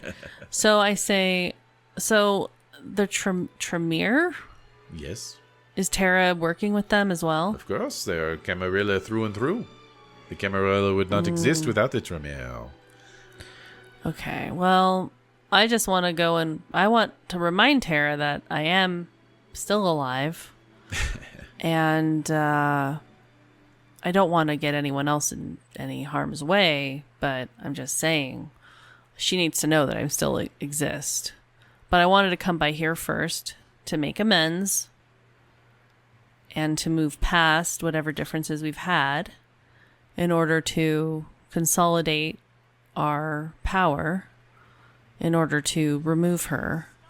Whatever with the Gehenna cults, they're going to believe what they're going to believe. It's not going to come to pass. Like I say that, like I'm like trying to convince myself, you know. Right. It's not going to come to pass. You sense Crispus kind of shifting a little bit when you say that. Yeah. As if he's like, you know, restraining himself from starting up the argument again. You know, because he thinks it is. He has his doubts. He's not sure if he doesn't know. Yeah.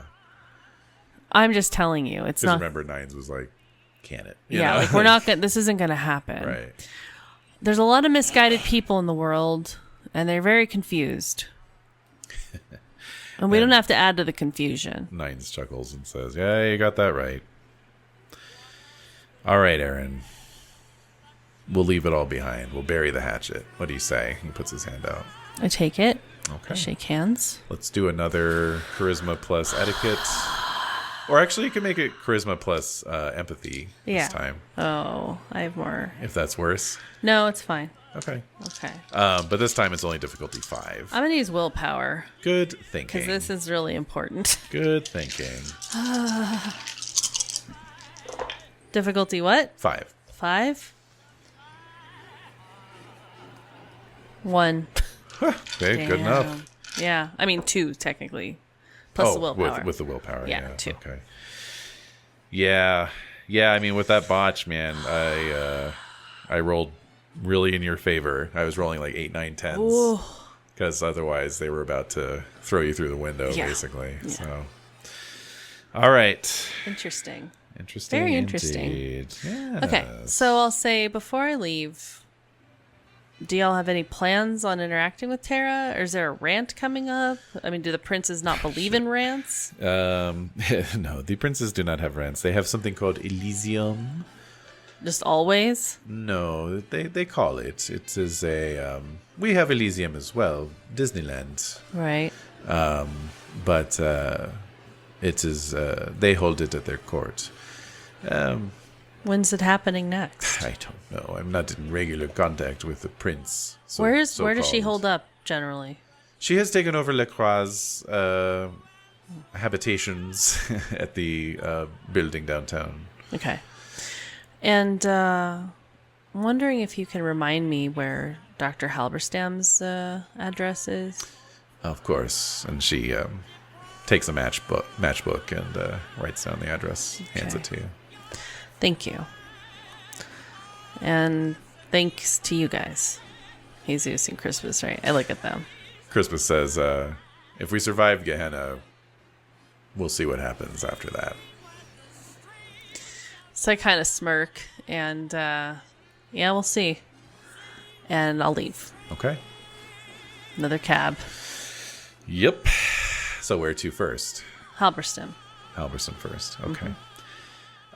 You could actually kind of walk from where you are at the last stand. You could walk to where Tara's at. Just FYI. Yeah, okay. I'll go for a visit. Yeah? Yeah. Okay. Might as well. Bing bong. Bing bong. Remind myself of what this building is here.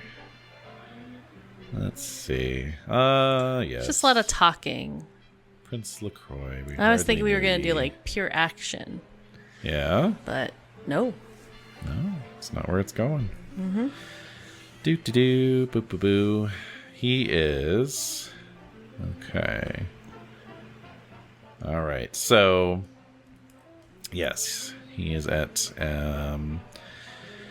what do we want to call it? The 777 building in Los Angeles. 777 Tower, excuse me. Oh. excuse me. Which is... Oh, yeah. That's funny. It's, well, nowadays it's kind of part of a larger shopping complex. Which is sort of funny. It's on Figueroa. So it's right near the Harbor Freeway.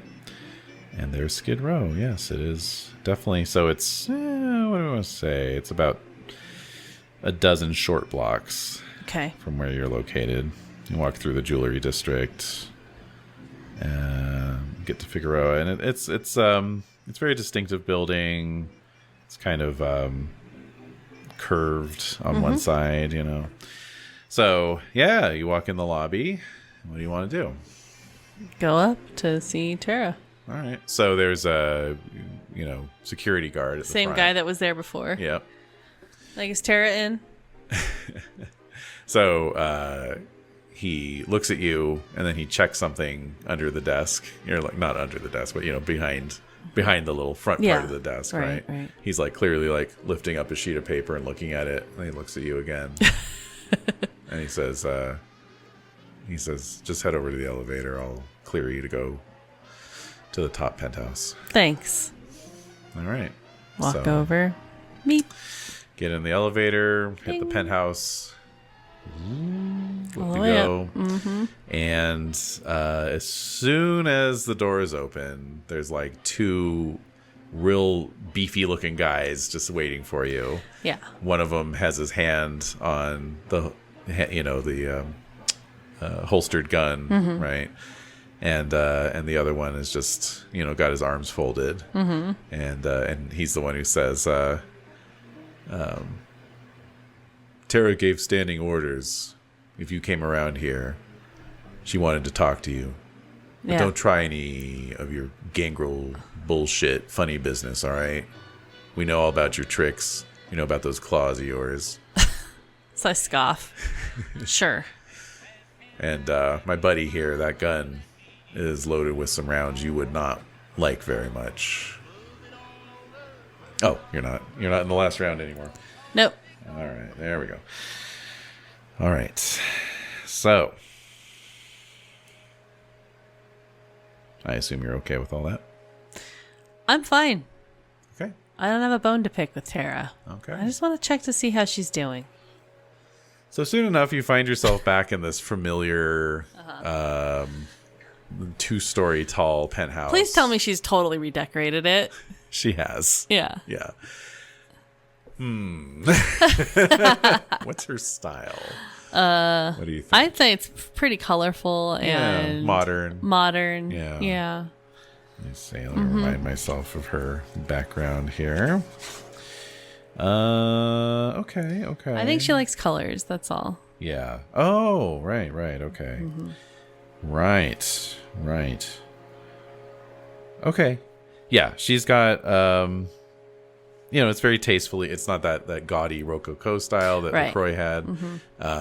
It's tasteful. There's like a sort of blood red carpet with black leather couches, but then it's offset by like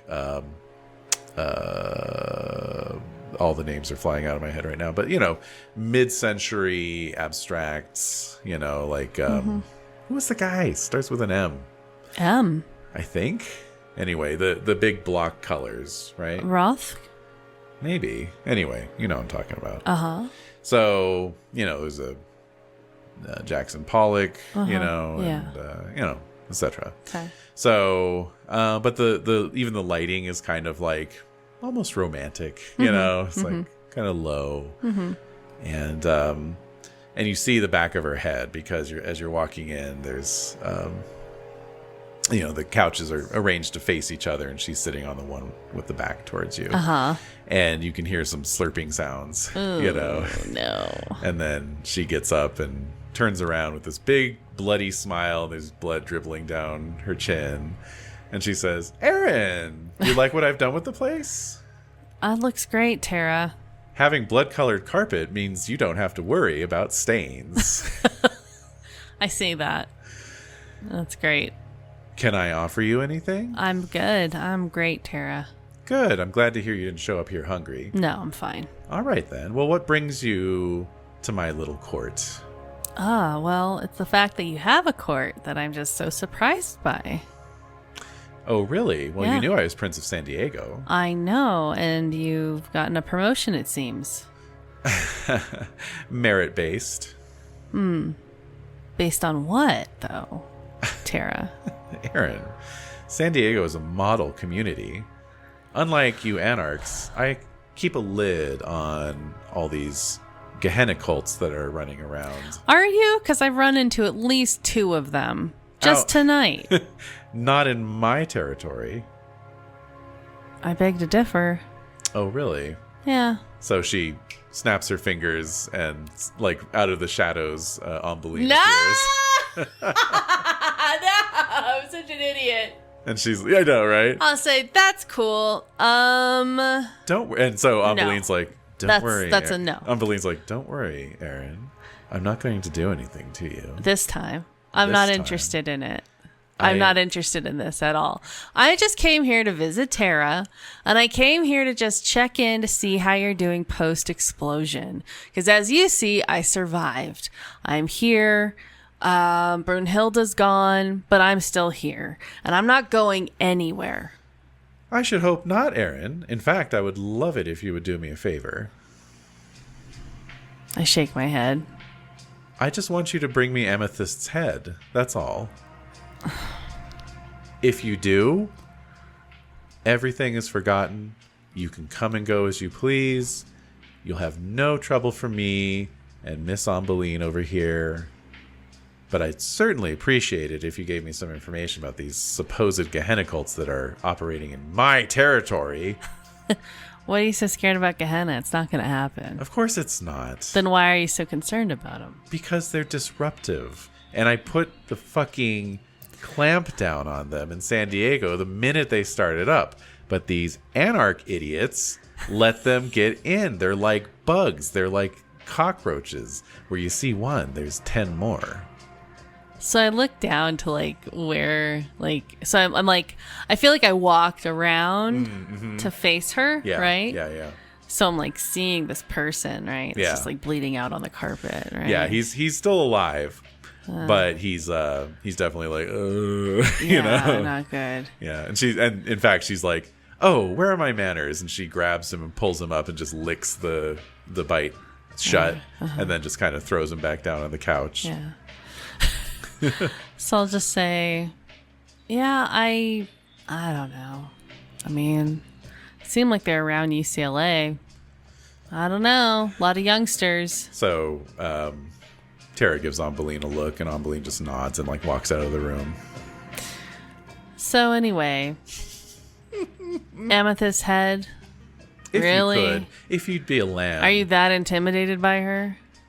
She has not cooperated with my efforts to bring her to heal. And perhaps my methods have been too subtle.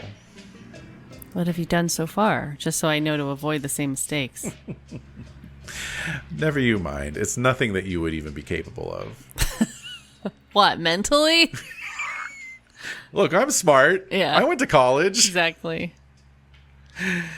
So she just says, just work your usual magic, Aaron, and I'm sure everything will work out just fine. I'll see what I can do. I appreciate it. And she reaches over and pinches your cheek. Thanks. And she says, and I also appreciate you respecting the traditions and coming by to reintroduce yourself and let me know that you're here. I could have inferred that myself, but it is tradition after all. Yeah, tradition. All right, see you around. All right. So she nods to the two guards, and they walk back with you to the elevator. And as they're walking back, one of them's like, what does he say? Oh, what the hell? You know that wasn't a request, right? That was an order. I just kind of look at him. And then as you get in the elevator, he's looking at you with this little smile on his face. And he says, I look forward to the day when we can meet again, Mr. Evans, after you've failed to kill Amethyst and Tara sends us after you. And the other guy just like does the motion as the doors close. So I sit there with another smirk on my face, like, these fucks.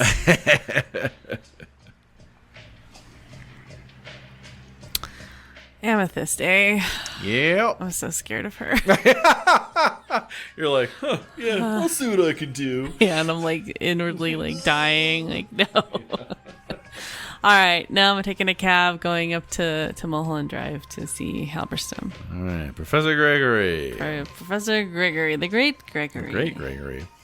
All right, so yeah, you have a lot of time to think on the drive from LA up to. Actually, it's Laurel Canyon. Is Laurel Canyon. Sorry. Address that was written down. Yes. And so soon enough, you're pulling up outside the modernist Frank Lloyd Wright style. Loving it. Yep. Walking up the long drive. Gravel crunching under my feet. And you see that familiar light burning in the window. Still here. Yeah, indeed. Wow. Cool. Yeah. So Knock, ring the knock. doorbell or Yeah. knock. Yep. Get no reply. Try the handle. It's open. Walk in. Okay. Dr. Halberstam? No reply. Looking around. Yeah. There's light coming from the library. I'm gonna go. Parlor. Yeah. Okay. Hello?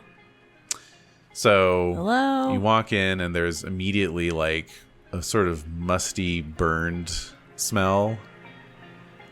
And you just see like right in the middle of the room a pile of bones and ashes.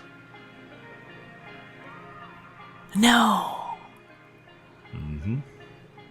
I'm looking around the room. All right, let's get a. Perception plus Is there there's an investigation skill, isn't there? Investigate. Yeah. Okay, perception plus investigate. Oh my god. I thought it'd be alertness because I find details, but Sure. no. Not in this instance. Perception. Oh my god. Sorry. What's the difficulty? 6. 1. Okay. So you don't find any like subtle clues or anything, but you do find a note on his, like 19th century oak desk that probably weighs like 800 pounds, And he's got the ink blotter. And so handwritten in a in a dip pen, is a note on the ink blotter. And, it goes on at some length, but it essentially boils down to, he basically lays out that he was recently met with the famous scholar Beckett, and they exchanged notes, and this allowed him to fill in the last missing pieces of his research, and he has confirmed his own suspicions that we are on the eve of Gehenna, and that he may as well end it all. There is no point in waiting out the inevitable, is the last line of his note. And at that point, you notice the can of gasoline like under the desk. I would have smelled the gasoline, don't you think? Yeah, well, this seems to have occurred some time ago. Oh, okay. So Yeah. it's dissipated since the solvent is... Yeah. In fact, he would probably date it. So it was dated November 11th. So I'm staring at this letter. Yeah. I like this dramatic music. I know. It's pretty... I'm like, what? Like, this guy really believed in Gehenna. That's so something Aaron would say. Wow, this guy really believed in Gehenna. Even more than Louis. Louis is a fucking punk. I know, basically. So I fold up the letter. Yeah. And I put it in my pocket. Or put it in my hoodie. Yep. I'm taking that with me. Mm-hmm. I'm like, oh, shit. So I'm looking around. Is there anything else on his desk? Any of his journals? Now you can make an alertness roll. Okay. Since you're looking for fine details. Perception plus alertness. Fine details. Makes the zeros a double success. Yes. You got And it. And we'll say 6 again. For 6 again. I'm not rolling hot today. Yeah, I noticed. 2. Okay. So, you rifle the drawers and whatnot and eventually find his notebooks. And you find the most recent one. And just quickly flipping through it, you can see a lot of notes that he was taking out of books. But then an almost diary-like entry is like the last entry where he's describing in more detail like what he and Beckett talked about. Okay. So What do they talk about? well, you're gonna have to sit and read it. Like give it like a night's study, basically. All right, I'm going to take it. Yeah. I'm going to check his phone. Is there a landline? Yes. I'm going to see if it's, like working. I guess they wouldn't have cut it off yet. The bill's probably overdue, but Monthly, right? Yeah, so it's probably like just 2 weeks overdue. So the service is still, yeah. I'm going to call Derek. Okay. All right. Okay, so we weren't really keeping track of the time very much. So you woke up, talked to Louis. Had a little feeding party. Had a feeding party. went to the last round, Yeah. talked to Marguerite, came out here. So we'll say that's about 4 hours. Uh-huh. So it would, it's like 9:30 or something. Because, sunset, it's December. It's true. Sunset's like 5:30. Let's say it's closer to, what would you say? 9:30? 9:30? Let's say it's closer to 10. Sure. Okay. 10:30. We'll just say 10. 10. Or 10. Yeah. 10:30? 10:30. 10:30. Yeah. Okay. So, but nevertheless, Derek's up. What day is it? Oh, it's a Friday even. Yeah. Okay. So, Derek's around. So, you note that the landline is a little crunchy. There's a lot of static on the line, but not too bad, but just kind of, Because of the rain. Yeah, exactly. And so Derek picks up and, what's up? This is Derek. Oh, Aaron. Oh, what the hell, man? You disappeared again. I know. I need your help. Yeah, of course. Nothing bad. Okay. I just need For once. I need a car. Well, yeah. I need a car. Okay. Yeah. Pickup if you're available. Yeah, I'll send my guy. Do you want me to come along? Yeah, please do. Oh, sure thing, man. Yeah, I was just getting ready to head to this dumb party, so you're giving me an excuse to duck it. Actually, what's the party? Where's it at? Oh, it's just it's actually in Malibu. You're like, ooh. I'm like, oh shit. Yeah. But part of me is like, I don't care. Ooh. You know? You want to get in a scrap. I'm a little reckless baby. Yeah, you're gonna fight some werewolves. I gotta fight somebody. Yeah. Well, if you want to go to the party, that's cool. I can. No, man, no, I hate that shit. Okay. All right. Well, It's fine. Okay. Yeah. If you don't mind coming along. Yeah, no, that's fine. So I just got to call a couple folks, let them know I'm not going to be there, but I'll be on the road in like 15 minutes. And where are you at? So I give him the address. Oh shit, okay, that's not too far from me. Yeah, it's not far. All right, cool. Okay, So, thanks. rings off. Thanks, man. Yeah, of course. Hang up. Yep. I'm feeling scared. I'm like feeling a feeling of dread. Yeah. Especially when I look back at the bones, which I haven't really been looking at. Yeah. And then I like look at them again. There's just that skull sitting right in the middle. Yeah. And I'm just like, son of a bitch. Yeah. I'm like, there's like scorch marks on the ceiling. Yeah. And I'm just getting angry. Yeah. Like,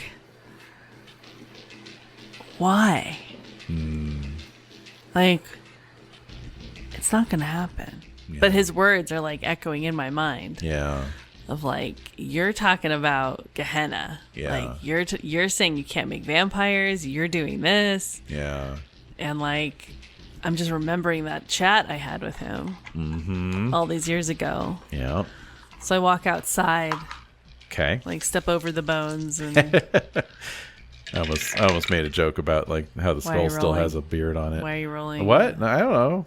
You weren't supposed to notice that. I notice everything. All right, give me a perception plus awareness roll. Oh god. Difficulty 6, but you're gonna need to beat 2 successes. Perception plus awareness. All right, I'm doing a willpower. Yeah, I'm using some willpower. Absolutely. Oh my god.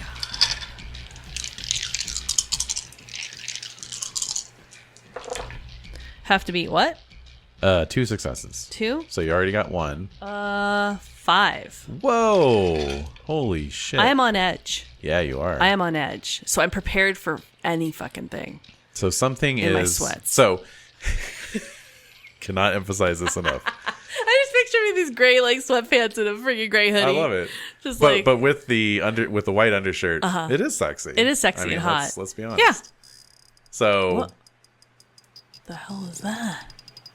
What's that sound effect? That's the corkscrew running up your spine as you sense something is out here, as if it was waiting for you. So I'm picturing... If it's Brunhilde, I'm going to scream.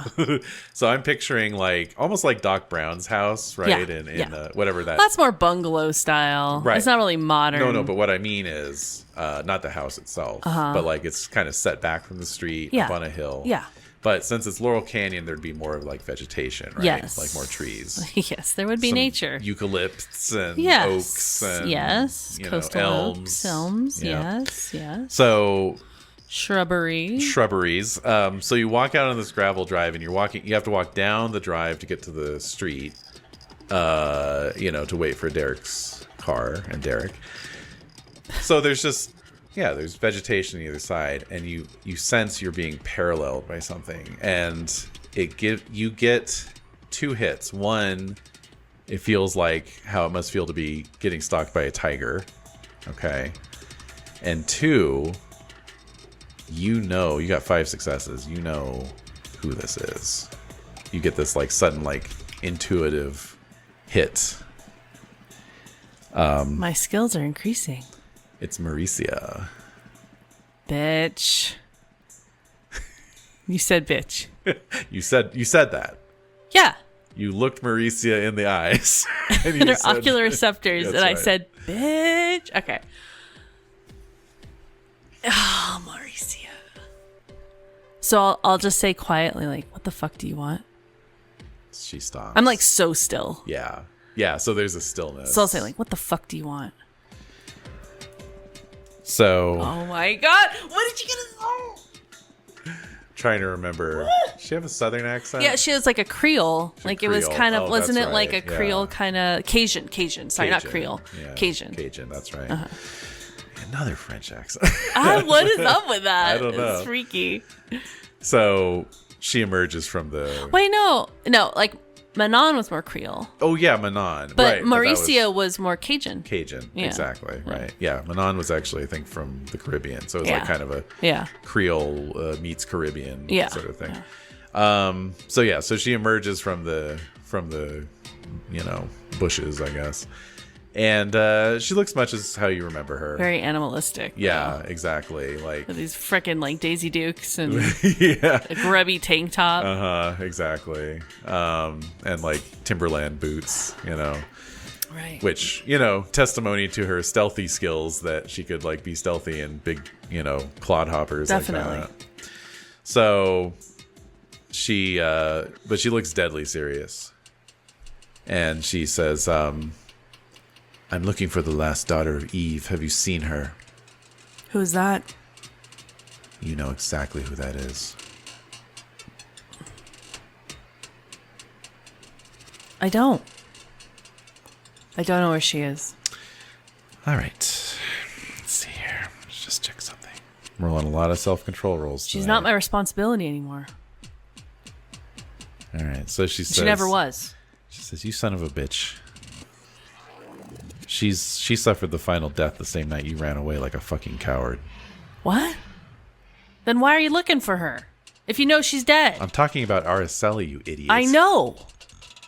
Why are you looking for her then, if she's I'm dead? not. I'm looking for the progeny that you helped put in her. I have The no last fucking daughter idea. of Eve. Where is she? I don't. I start laughing. It's so uncomfortable, but it's like uncomfortable laughter. Yeah. I'm like, I don't know. Man, I keep getting self-control successes. They want to get information out of me. They do. I'm laughing, but it's a discomfort. It's like Yeah. it's really uncomfortable. Right. Like I don't fucking know. Yeah. So she's staring at you. And I'm like looking and I'm shrugging. And then she finally nods. She says, I believe you. But just so you know, your boy Christopher, he was the one. He killed her. So I try to be. See, okay, I don't care. Yeah. Like I so don't care. Yeah. Which is really the worst. It really is. Actually, why don't we do No, I want to why don't we roll do a for this. conscience roll here. Oh, really? Yeah. Oh, okay. What? Okay. We're going to start with a conscience roll. Okay. Yeah, I don't care. Yeah. I mean, I walked away not giving a fuck. Absolutely. Like, I had no vinculum with her. I had nothing. I felt manipulated. She Sure. put me through torment. Yeah. Why should I give a fuck? And, of course, he did. So, she, like, your boy, Christopher, blah, blah, blah. I'm like, of course he did. Yeah. That's what I say. Okay. And we'll I'm rolling my say, courage or my conviction. your Conviction. Conscience. Conscience? Oh, conscience. Sorry. 4. Out of what was it? I think it's difficulty 6. So 1 success. okay. So yeah, you feel justified in saying that. Yeah, and of course he did. And it's not it's not a problem. No, right? I don't care. Okay. Now what were you going to roll? So I was trying to think of I was just trying to think of a thought pattern. So she says that he killed, of Yeah. course, and I say of course he did. Yeah.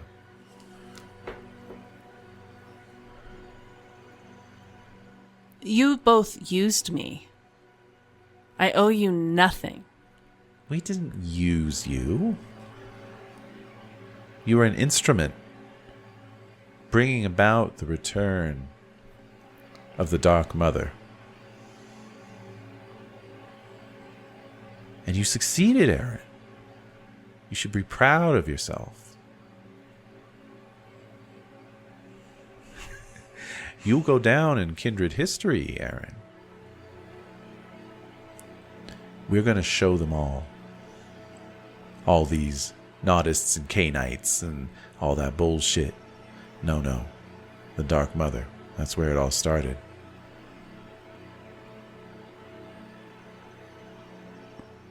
God, it's like not even the bugs are making a sound when Yeah. she's saying these things. Yeah. It's so creepy.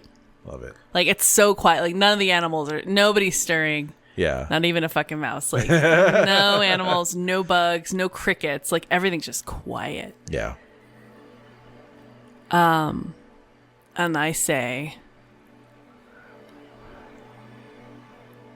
well, it's all going to burn down anyway, right? It isn't going to burn, Aaron. It's going to flower. And then she looks around, narrows her eyes, and just like, Yeah. she's gone. Yeah. And then like 10 seconds later, Derek's car pulls up. You're so good. Oh, thank you. I'm going to cry. Oh my God. What is going? What?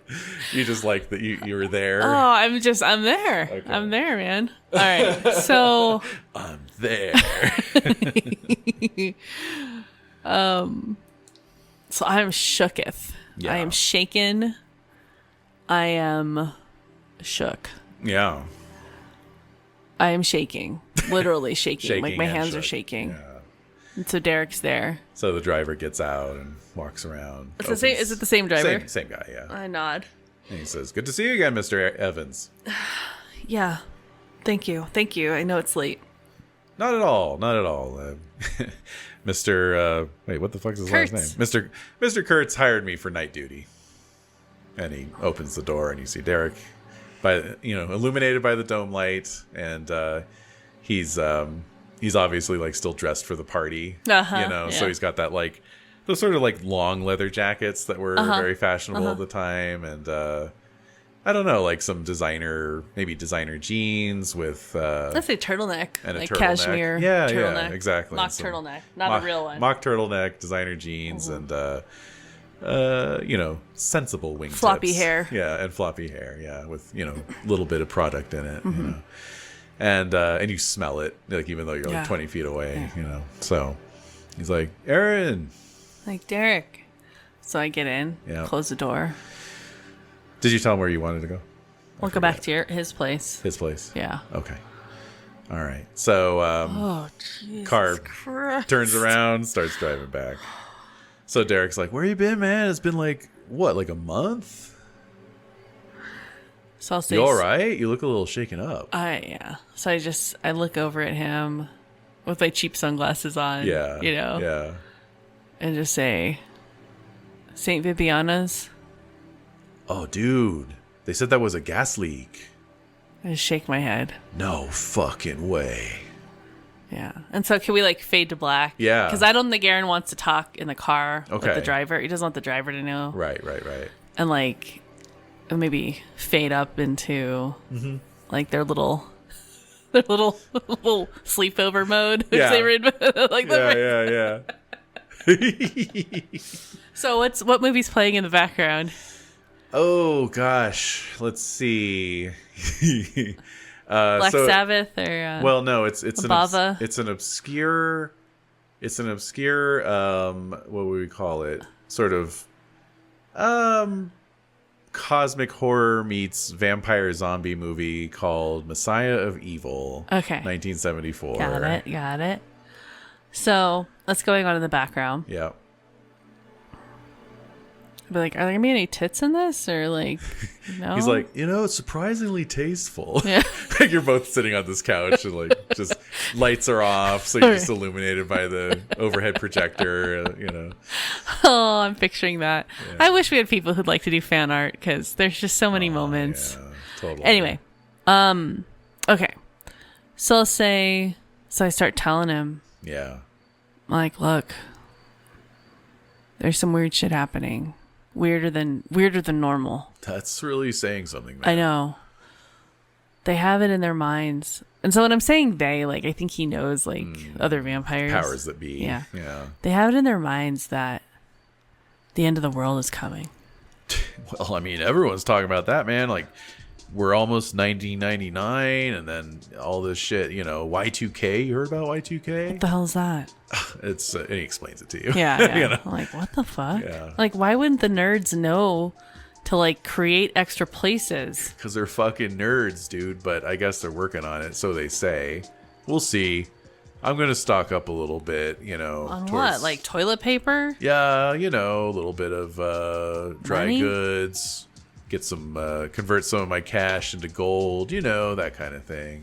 This is the kind of Nothing's- shit you don't have to worry about. Nothing's gonna happen, Derek. Nothing's gonna. I keep saying like this over and over again, you know, hoping it'll come true. But you know, the mortals are dealing with their own sort of Gehenna stuff, right? Right? You know, So I'll say, the signs of Y2K are everywhere. God, that was such a weird time. Such a time. All right, so I say, well, they think the end of the world's coming. Some are really into it and creating these little cults. Okay. They're running around the town, just being these little cults talking about the end of the world. You know, here's the thing, man. Like, What? you taught me how to read between the lines, you know, literally and metaphorically. So Literally. I'm reading papers. What are you watching the seeing? news. Well, so like the St. Vibiana thing, right? I'm like, there's no way. Like, I made a couple calls and there's no like gas main that goes under that church, right? It's like old town, right? So Yeah. the gas pipelines, they're not there, you know, they go elsewhere. Okay.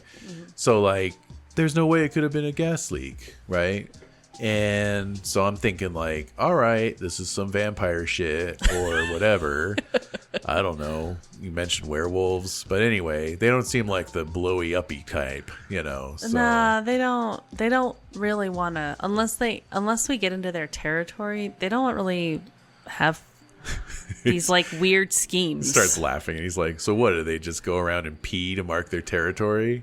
You laugh, but I wouldn't be way. surprised No if they, fucking I way. wouldn't be surprised if they did. Yeah, well, Anyway, like that party in Malibu you wanted to go to, yeah. full of werewolves in Malibu. No Tons of them. shit. Yeah, you Well, see, probably that's met the some. thing. That's the thing, Any man. like cute hippie chicks or like punk chicks, Yeah. they're probably werewolves. You know, one time, I was driving through Malibu Canyon, you know, blew a flat. I was waiting for AAA. Out of fucking nowhere, this guy just like emerges. And like, I was like, where the fuck did you come from? He's like, don't worry about it. And then he like helped me change my tire. And he was like really nice, but there was something about him. And then he just disappeared. That's weird. Yeah, I actually gave the story to some buddies who write for a TV show. Yeah, it's a werewolf. It's called Beyond Belief. You might have seen it. I don't know. I'm not familiar with that genre. Sorry. Anyway. So like, but no, I mean, there's been these stories in the paper about like, yeah, like just weird shit going on, you know, like, yeah, roving bands of, like, I think they said like homeless youth. It's who are, gutter like- punks. Yeah, man. Right. Exactly. Those are the Gehenna cults.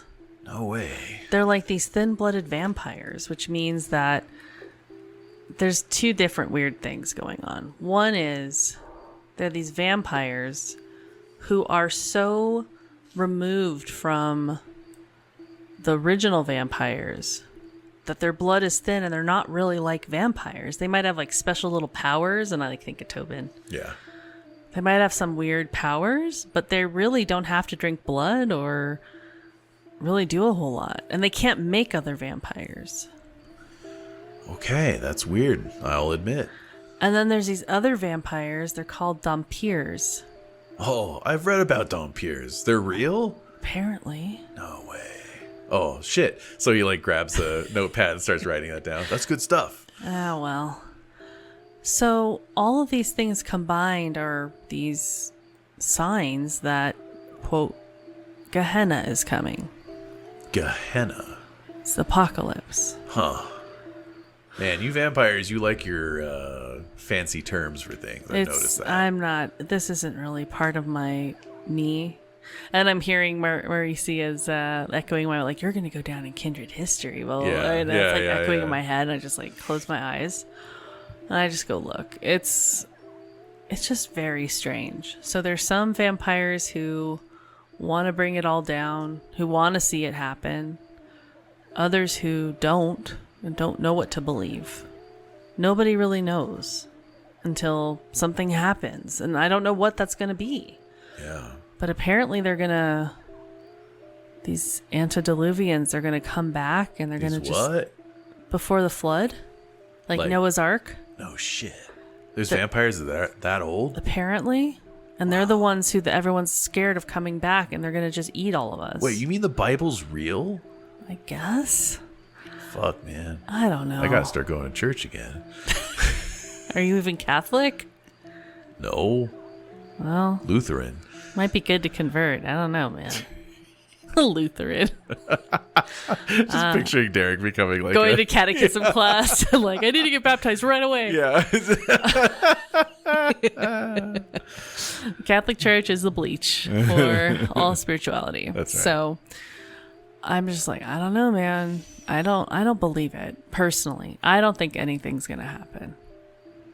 I think people are just finding things to freak out about, and I think it's just the way people are feeling, because you're saying humans are feeling it too, right? Yeah. There's a lot of, they call it like millennial panic. Apparently 1,000 years ago, same thing happened in Europe, like just a bunch of crazy cults sprang up, people went nuts, it comes with the territory. Yeah. And it's bullshit, right? I mean, the Y2K thing's real, but that's man-made. That's a man-made problem, So like right. Otherwise, these are just arbitrary numbers. I could say it was the year 72, right. whatever, right? Mm-hmm. Like, who cares? But that's just how we're wired. And I guess same goes for your kind. You were once human, so makes sense, I guess. I guess so. It's kind of weirdly reassuring. Vampires aren't entirely monsters, still got a little bit of that humanity in them. So I flash back to the bones in the study, and I'm like, yeah, vampires still are afraid of things. I've found. Ooh, now it's giving me the chills. It's creepy. It is creepy. So we both, I think that's that's unsettling. You returned to watching the movie. Yeah, which is not helping. No, it's a really creepy sequence in a movie theater. It starts up. Yeah, we're just watching it unfold, and I think watch through the end of the movie, And by then it's probably like 2 a.m. Sure, yeah. So I'll be like, I really should get out of your hair. Yeah, I'm going to head downstairs, but, feel free to make use of the closet if you want to stay. If you need to go, totally get it. I need a car again. Yeah, man, that sucks. I'll probably just go steal one. I don't know. All right. I don't know what to do. Hey, I didn't hear that. Yeah, that's right. I got responsibilities now, Aaron. I know. Higher you go, further there is to fall. So you're walking him out. Yeah. And you see once again the posters in the hall. So I was thinking about like who would be playing you. And I was thinking, so I was looking up like, blonde starlets of blonde male starlets of the late 90s. So the one that jumped out at me was, and I never know how to pronounce his last name, but Ryan Phillippe, I think. Oh yeah, Phillippe. Ryan Phillippe. Anyway, that just kind of gave me a little bit of like, this is the Hollywood version. Yeah, Aaron, I could see that. It's like the sort of golden boy. Yeah, I could see that. Yeah. So yeah, you see Ryan Phillippe's beatific face looking down at you, but he's like trying to look all like tough. I'm a vampire. I'm a toughie. Yeah. All right, so I'm gonna try to sleep or Okay. Try to, So just kind of pass the rest of the night. I'm just thinking about meditating on shit. every fucking single thing I saw and heard this evening. I love that. And Just I like am- sitting and looking out at the glittery blanket of Los Angeles. Yeah, I'm you know? haunted. I am haunted. Yeah. Or would Laurel Canyon face the valley? I forget. Which way does it face? He's in Laurel Canyon. I thought he was in Beverly Hills. Oh yeah, he is in Beverly Hills. You're right. Yeah. You're right. So Yeah. yeah, okay. So you're looking out at the surrounding neighborhood then. Yeah. Okay. And so I sent another message to Christopher. Just thinking about him. Be like, I made it out. Shit is going down. And I don't know how. Send out the little communique. Communique. All right. And someone's looking for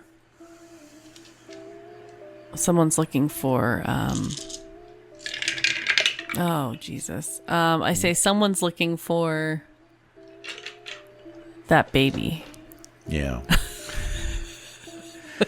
So, as if in response. Oh no, the stars blink back. I'm everything. So As I wink at the night. You think as you wink at the night.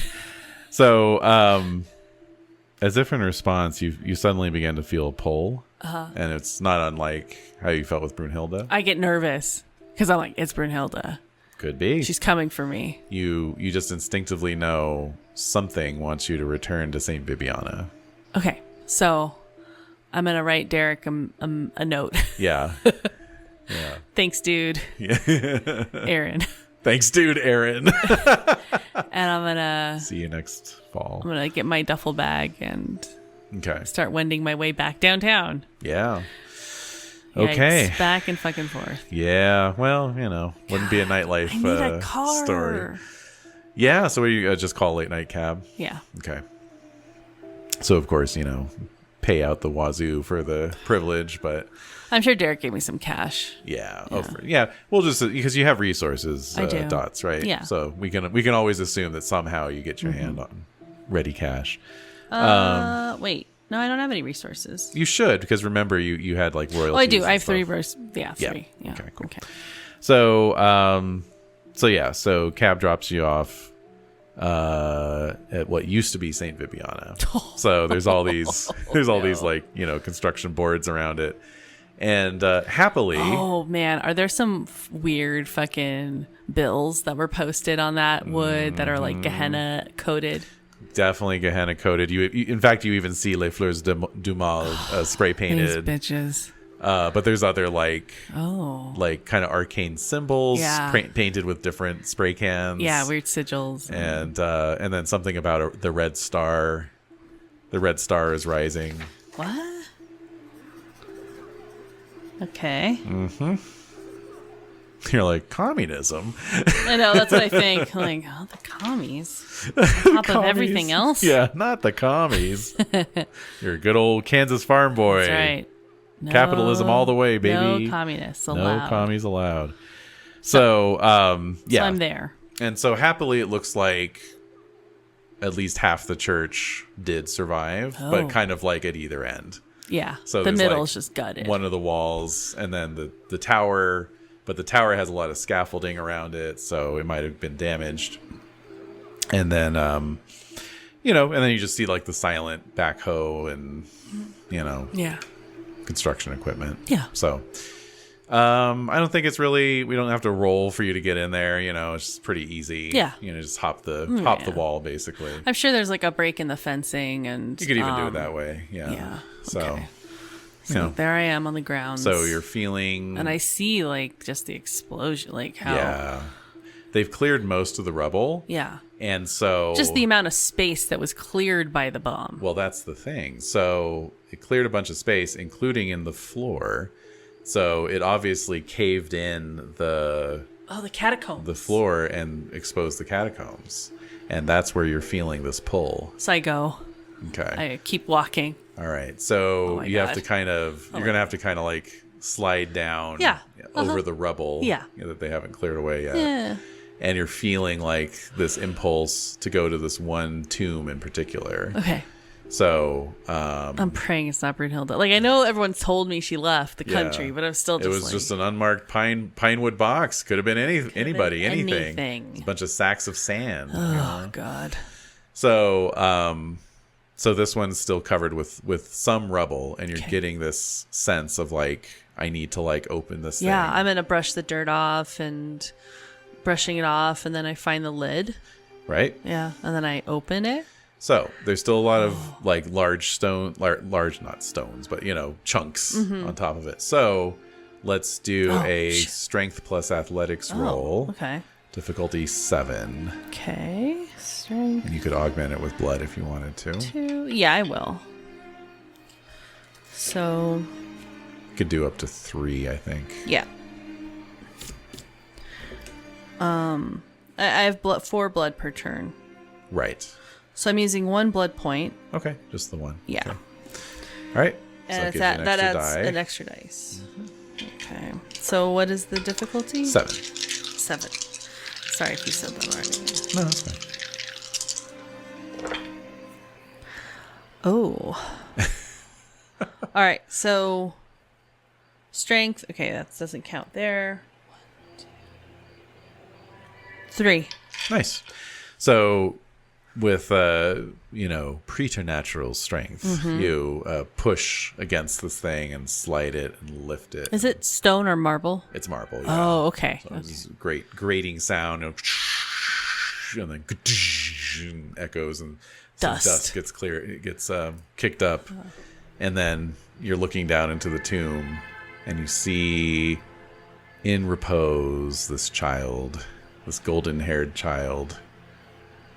And The fuck? it's Christopher. Oh, okay. Yeah. And he opens his eyes. and he says, "Aaron, give me your arm." Oh no! I do. I give it to him. Okie dokie. Oh no! Yet another self-control roll here. How many blood points do you have per chance? I have a lot. I had a lot. You had a lot. Yeah.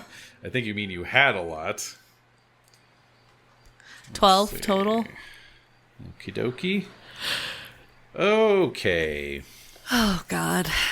Come on, man. 1. Nope. All right. So he is going to take 9 blood points from you. Good thing you had a lot to spare. And I'm back in torpor. So I'm back down to 3. Oh shit. Okay. So he's Gotta just go back to the lucky bat. He's just gulping and gulping. And I'm just like, gulping. uh-oh. That's no bueno. Yeah. Okay. I want to give a shout out. What? Just by the way, the lucky bat Uh-huh. is a product of the Kindred of the East, the Relentless Age Okay. source book, which I was talking about a little bit before, but written by a guy who goes by Xian Fan, and Oh, yeah. it's just a reimagining of Nice. Kindred of the East Oh, from thank God. from a pro Asian / Asian American standpoint. So Nice. yeah, it actually will be able to bring in some of the hungry Yay. dead, as he calls Oh, them. love it. Love it. Love it. And Bring it on. yeah, so there's a lot going on at the Lucky Bat, but it has more to do with this world of darkness rather than the world of the Kindred, but there is a little bit of crossover there. Like it. in That's cool. particular. Okay. And just out of character, the Tremere are very interested in the place for their own reasons. No. Get him out away from Get there. them out. Get them out. Get him out of there. Anyway, so Christopher looks much better. And thank you so much, Aaron.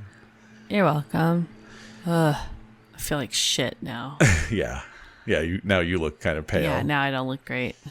So he stands up and he looks around and he says, "I believe tomorrow they were going to dig up this tomb, so I needed to get out. You understand?" Yeah, you were here the whole time? Indeed I was. That's why I was able to contact you so easily. Where to now? Where to indeed? And he looks kind of sad. Oh. He says, What if I feel sorry for this bitch? I know, he's a fucking monster. I love him. You don't want to know what his humanity score is. No, I do not. But he looks kind of sad, and he says, Like a kid would be sad. and he looks at you. Yeah, exactly. He's got that sad kid face, Yeah. and he looks at you and says, Aaron, I'm all alone. I'm all alone. She took Joaquin from me. Who? That hunter. The one you encountered. Amy? Yes, that is her name, isn't it? Yes, that's right. It's coming back to me now. Well, I couldn't face it, Aaron. I couldn't face life without Joaquin. I gave that baby to social services. wait. And I walked away from everything. Sorry. And I curled up in this tomb. And I didn't want to wake up, but my hand has been forced. There's a lot of shit going on. We need to compare notes. We need to go somewhere else, like not here. Of course. Where can we go? Do you have a haven? I don't. Not yet. Wait, and I think about the place that Arena told me about. That's right. She gave you directions to it. Yeah. Okay. So I said, we just need a car. Well, I'm sure you're up for it. Yeah. Let's go. Chop chop. You're the new Joaquin. No, I don't want to be. No, I want my own life. Damn it. I don't want to serve I like how people. you traded in one fucking Methuselah for another. This Presence 5, man. It's powerful shit. God, it is. All right. So we're going to look for a car. Yeah, so you find one easily enough. Yeah. Just give me I don't know, dexterity plus streetwise for boosting a car. Yeah. Okay. Yeah. Okay. Oh my God. I'm so nervous. I love the versatility of the storyteller system, Yeah. who would have ever thought you could combine dexterity with a skill like streetwise, but you know, it makes sense. And here we are. Yeah. It does make sense. It gives you a lot. It's very it gives you a lot of flexibility, nimbleness. Difficulty 6. Okay. Wow. Okay, so my dexterity is swiftness, but I don't know if that counts for this. Not really, no. 1, 2, 3, 4, 5, 6. Damn. So what car do you steal? You get exactly what you want. And it's in great condition. It's a runner. It's got a full tank of gas. It just makes me think of like his, like Christopher being like not being flashy, right? Right. So I find like a bog standard like Toyota Camry. Sorry, person. Well, actually, just really quick, you're going to be heading out kind of into the boonies. So I don't know if a Camry would be the best car. A Toyota truck. Okay, sure. Yeah, like that's in nice condition. Yeah. A nicer, more current model. Yeah. Right. Yeah, and it's had some work done on it to lift it a little bit. Oh, maybe it's like a 4Runner. It's like the truck that Marty McFly wanted in Back to the Future. No, it's not that. Like a 4Runner A instead. 4Runner. Okay. Yeah. Sure, right? sure. Were those around in like the late 90s? I think so. I'll double check, but yeah. double check. But I think 4Runner or its they- equivalent. Yeah. Just double check. Okay. I want it to be a little bit more, like you said, off the ground and also 4-wheel drive capable, possibly. Yeah. Or all-wheel drive or something like that. 4Runner 1998. Oh yeah, sure. Yeah. Absolutely. Okay. It's like me. Exactly. Yeah. Yeah. Proto SUVs. Proto SUVs, of course, it's the 90s, so it's a pine green finish, you know, and it's leather got interior. Leather interior, yeah. Okay, so get it going. All right, so Off we go. rumbles to life, and Here we go. someone's going to have a very bad morning. Really bad morning. But hey. I knew I should have fucking parked on the street. Yeah, exactly. So, off we go. All right. To Placerita Canyon. Yes, indeed. So, I think on the drive No. out. What? So I'll say to him, are you sure you still want to be here? In Los Angeles? Oh, shit. We're going to Vegas. Basically. No, so he says, Aaron, I can't leave Los Angeles. Okay, so, all right. It is my city after all. I will be the last kindred in this city. So my eyes get big and I just focus on the road. They're like, what is with everybody? And everyone's so drama. All right. So we're driving to Placerita Canyon. And so I start telling him every fucking thing that I have heard and experienced in my past 4 hours. On top of the Vibiana thing. Yep. What happened, Brunhilde, Halberstam is no more. Yep. Everyone's crazy. I tell him about Mauricia is looking for you, looking for the both of us. She can come for me if she wishes. I saved the baby's life, after all. So I'll say social services. Yes, you know, I don't know what they do. They raise them in a workhouse, I suppose. No, you did not say a workout. Not a workhouse. Not a workhouse. All right. I'll orphanage, I don't know. You just release the baby into the wild? Yes, that's a good way of putting it. You know, if you don't want a puppy, you just set it outside your door. Someone will find it. So then I'm thinking about Lila. Yeah. And I'm like, is that my baby? Who's my baby? Now I'm thinking about Who baby? Now I'm thinking about the friggin' Maury Povich show, and just Yeah, like when they yeah. would show those cute little babies on the screen with like the parents in question, like sitting in the front, like that's your baby, blah blah blah. Yeah. And the baby's just like it's like a toddler or like Right. an infant, just Right. like me. I'm a cute baby. I'm a cute child, Oh my god. and I was just like, well, so anyway. he's taking all this in. So I'm like, so there's a lot of people who think Gehenna's happening. And I think we've contributed to some of that. Well, perhaps we have, and unintentionally so, I must say. I don't believe in it. It is interesting to me, though. I take a nap for a little while, and the whole place just falls apart. Yeah. Yeah, it does do something for one's ego. How long were you asleep? I found I couldn't really face the nights without Joaquin at my side, so I sought out this little tomb and went into torpor, around Christmas of 92, I'd say. So And Amy you was say- responsible? And you say it's December, so I suppose it's been 6 years. Yes, well, needless to say, I would like to find out where she is, but I'm like, don't do that. Like, don't. But I'm in no hurry. Revenge being the dish it is and all. Maybe she'll grow a little older, a little slower, a little stiffer. And that's when I can finish the job that I started at Thanksgiving. So I have like no idea. Yeah, he's mostly just monologuing I mean, he's to kind himself. of mumbling to himself Yeah. slightly, and I'm just like, okay. Okay. So I see the off ramp. I Yep. hope. Yep. Make the turn and start to wend my way. So you make your way up,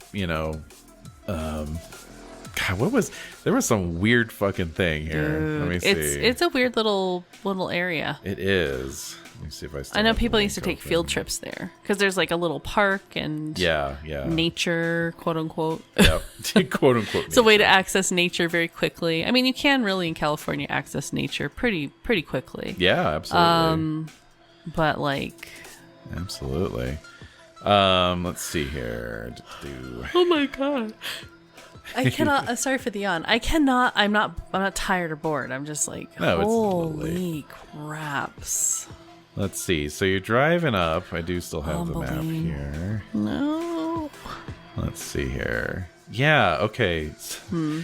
This is the name of this thing's so intriguing. So you get off Placerita Canyon, and you pass by something called the Oak of the Golden Dream. Ooh. Isn't that crazy? What is that? A park? I don't know. It's marked as a landmark, I've historical never heard of landmark, that. and it's like looks like a fairy tale oak. Wow. Like you go through that giant knot in the side of the trunk. That's very and, cool. Okay. Go to fairyland or something. Yeah. But yeah, you're seeing turn-off signs for other historic landmarks. Something called the Walker Cabin, for example. Okay.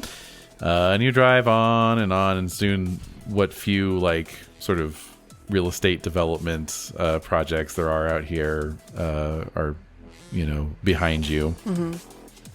And pretty soon you're passing like trailheads now, right? So now you're out in the, where people come to hike and whatnot. Yeah.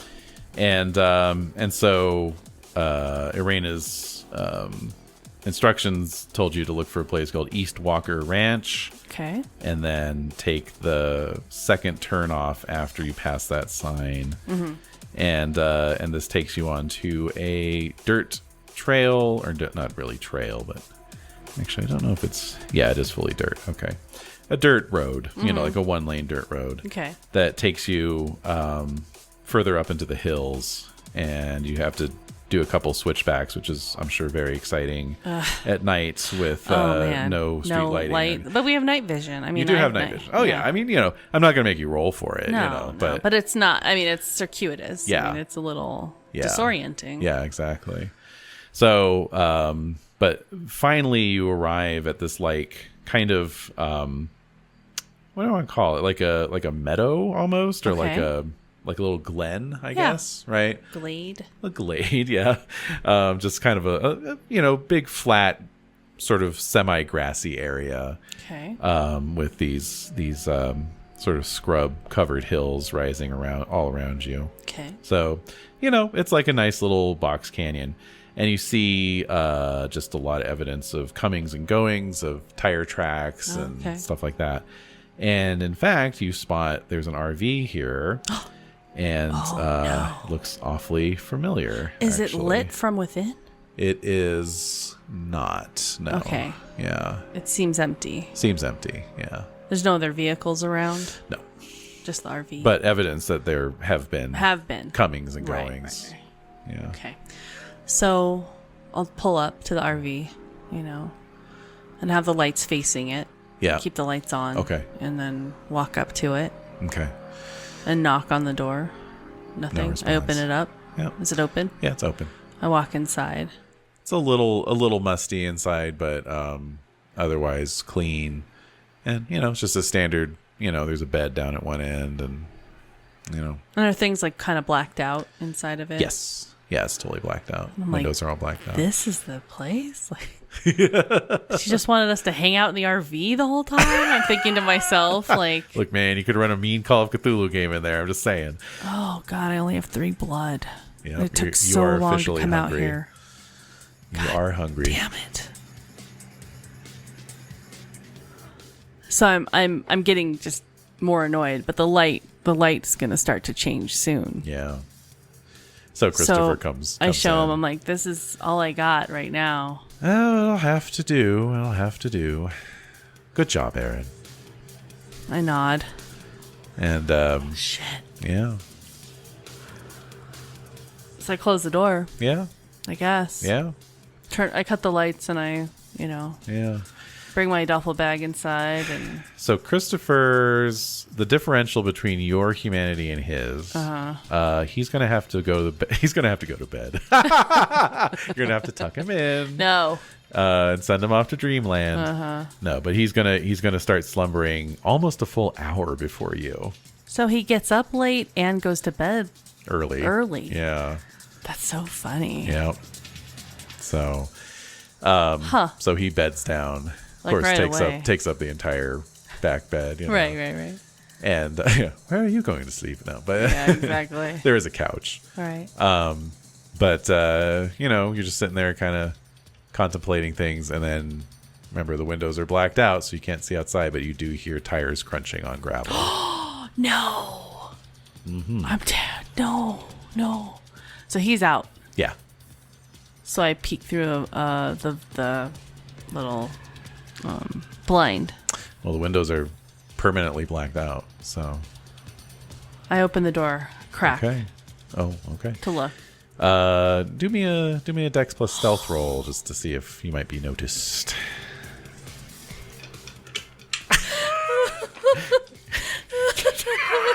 Oh my god. Dex plus stealth. Yes, Dex plus stealth. You'll need to beat 2 successes. Difficulty What? 6. I can't take it. Oh, love it. Wow. Wowie, wow. Dex. Have your dice finally come alive? Well, I have a bunch of 10s here, Nice. but those don't count for 2. But 1, 2. What was it again? You have to beat 2 successes. Oh, difficulty 6. 1, 2, 3, 4, 5, 6. Wow. All right, so you managed to open the door in a way Stealthy that, as a like, kitten on mittens. that's right. It's like there's shadows from the headlights of this vehicle, yeah. and so the door opening just looks like shadows deepening as the headlights swing around. You know, I don't like that. so you can like, well, no, that's what you're doing. That's how you're working it. Oh, right. Right. Oh, sorry. So you're looking out. It's like everything I can't sounds even terrible. listen. Everything sounds awful. Yeah. All right, Oh so my God. you see that it's another kind of rugged vehicle. It's a Jeep Wrangler, kind of older model, Okay. and it pulls up and very quickly kills the engine. And then, you know, obviously your vehicle's sitting there. So the door flies open and whoever was inside just like dashes, like sort of in a combat stance, like out of the car. You know, behind a rock, and then you hear a voice. I know you're in there, man. I got dragonfire rounds. The Whoa, hell? that's funny. He's not on a PA. No, stop Are it. you kidding me? Mm-hmm. I know you're in there, man. I have dragonfire rounds. So Give me a perception plus alert. No, not perception. Wits plus alertness roll. wits plus alertness. Difficulty 7. Fine details count here? Or I no? would say so, actually. Yeah. 7. Uh-huh. Difficulty 7. Yep. I'm using a willpower. Oh, okay. Kabloomo. This has all been one night. This is crazy. This is what happens. Yeah. 7. Yep. Of course, I don't roll the 10s here. Right. 1, Plus the willpower. 2. You recognize the voice. It's Elliot, Oh, Irana's child. Elliot, it's Aaron. So there's a pause, and then you see his head bob up by the, you know, because like you're about as close to natural starlight and Yeah. moonlight Yeah. as you can get within the LA metro area. Yes. There's still like to the south, there's still that kind of, you know, Haze. blanket of light haze, you know, light haze, hazy light. Hazy light, yeah. But yeah, like directly above you is just like stars, Milky Way. Yeah. You know, and so you can see him like almost perfectly. Yeah, with and I your wave. Vampiric vision. Yeah, and I vice say, versa. it's Aaron. So he comes out and he's got like a sawed-off shotgun on his shoulder, you know, and he's like, "Damn, man, Sorry. you were supposed to like come out here like a month ago. Where you been?" St. Vibiana's. Oh shit, you were part of that? I just nod. Oh damn, dude. All right, well, tell me all about it tomorrow night. But like, we gotta get in here. Yeah, so who all are you with? So he like that brings him up short, and he says, it's just been me. What happened to Lila? Yeah, about that. Look, I never seen anything like it, okay? I'm just going to tell you that right now. But, like, there we were, just hanging out one night a couple weeks ago. Here? Yeah. You know, just laying low. Irana's out in Las Vegas doing her thing. She's going to come back at some point, you know. So it's fine. But I look over, right over there. I don't even like to talk about it. Actually, can we go inside? Yeah, let's go. All right, so you walk in. I said there's someone else here with me. Oh, okay. Yeah, that's It's not okay. a problem. Yeah. Oh, So- no. I feel like Christopher's going to eat him. He's gonna eat him. Okay. All right, so Sorry. yeah, no, it's fine. So yeah, in fact, like when he walks in, he kind of does a double take because maybe he even thinks it's Lila Yeah, at first, yeah. right? And he's like, "Oh, okay. Is he like us? Yeah. Okay. And then some. Damn, that sucks. All right. Well, anyway, Yeah. so yeah, I looked over and it was like the shadows were darker than shadows should be. And then like they moved and they almost like turned into this hag. Yeah, that's the best way I can describe her. She was wearing like a poncho, she looked like a bag lady, but she was, I don't know, man, she creeped me the fuck out. Is she a kindred? Yeah, I think so, or something. She was something. And she just told me she was here for Lila, and I heard myself saying, like, oh, yeah, that's fine. Go ahead and take her. Like, I don't know, man. I've just been going out every night just to try and not think about that, So I feel clap like him on shit. the shoulder, be like, we're going to find her. All right. We're going to believe find you. her. I believe you. It's just... I can help with that. All right. Yeah. But it's late. Appreciate it. Yeah, we got to turn in. Yeah. All right. Well, he kind of like, he's like, would he mind if we bunked up with him? Probably. Oh. He's very particular. All right. Well. Isn't there a bed above the like driving area? Yeah. A little bunk up there. Yeah, it was Lila's bed. So I'll be like, I mean, He's kind of a shortish. He's like 5'8". So he's Yeah. like I can fit into Lila's bed. It's all right. You can take the couch. okay. All right, man. See you in the morning. This is totally light proof, so nothing to worry about. Sure. Okay. Thanks. All right. He hoists himself up. And you probably drift off a little bit before he does, because he's a brand new vampire and he still has Humanity 7. Oh my God. Ah, yes. I remember those days. Those were the good old days. Oh my God. All right. You lose a point of blood. You regain a point of willpower. I do have an idea of where to end the session, so we won't be going on too much longer. I don't Appreciate- mind. No, I could be in this world forever. I'm fine with this. I just want to do a Cronenberg thing and just crawl into I the will screen. crawl into the screen and just Yeah. live here. Gehenna and all. Gehenna and You all. Yeah, I guys. know. Bring it on. Seriously. Make it happen. Make it happen. Please. Okay. All right. So I wake up. I'm ravenous. Actually, you do have a vampire dream. You dream that you meet Tobin again. No. This bitch. You're walking down a rainy sidewalk in Chinatown. Mm-hmm. You're soaked. Your sexy sweats are clinging to you. And you Nice. see Tobin just walking towards you. He's also totally soaked. Okay. And you just stop and you're looking at each other. And he says, I remembered where I saw you. I Okay. saw a vision. It was a castle, a dark castle. And it was you and a bunch of other people that I happened to know, like just in my vision. I knew instinctually they're all vampires like us. And there was a woman there, dark hair, very beautiful, but sad looking too. And the castle was in the middle of this city. It was weird. Makes me think of Las Vegas. Maybe it was Las Vegas. Like I don't know. Excalibur, right? Well, no, he called it a dark castle. Oh. Yeah. And you were all going inside, and you were laughing and you were happy, but overhead there was a cloud shaped like a skull. And then the last of you went in, and the door slams behind you, and then I just hear screaming. And then that was the end.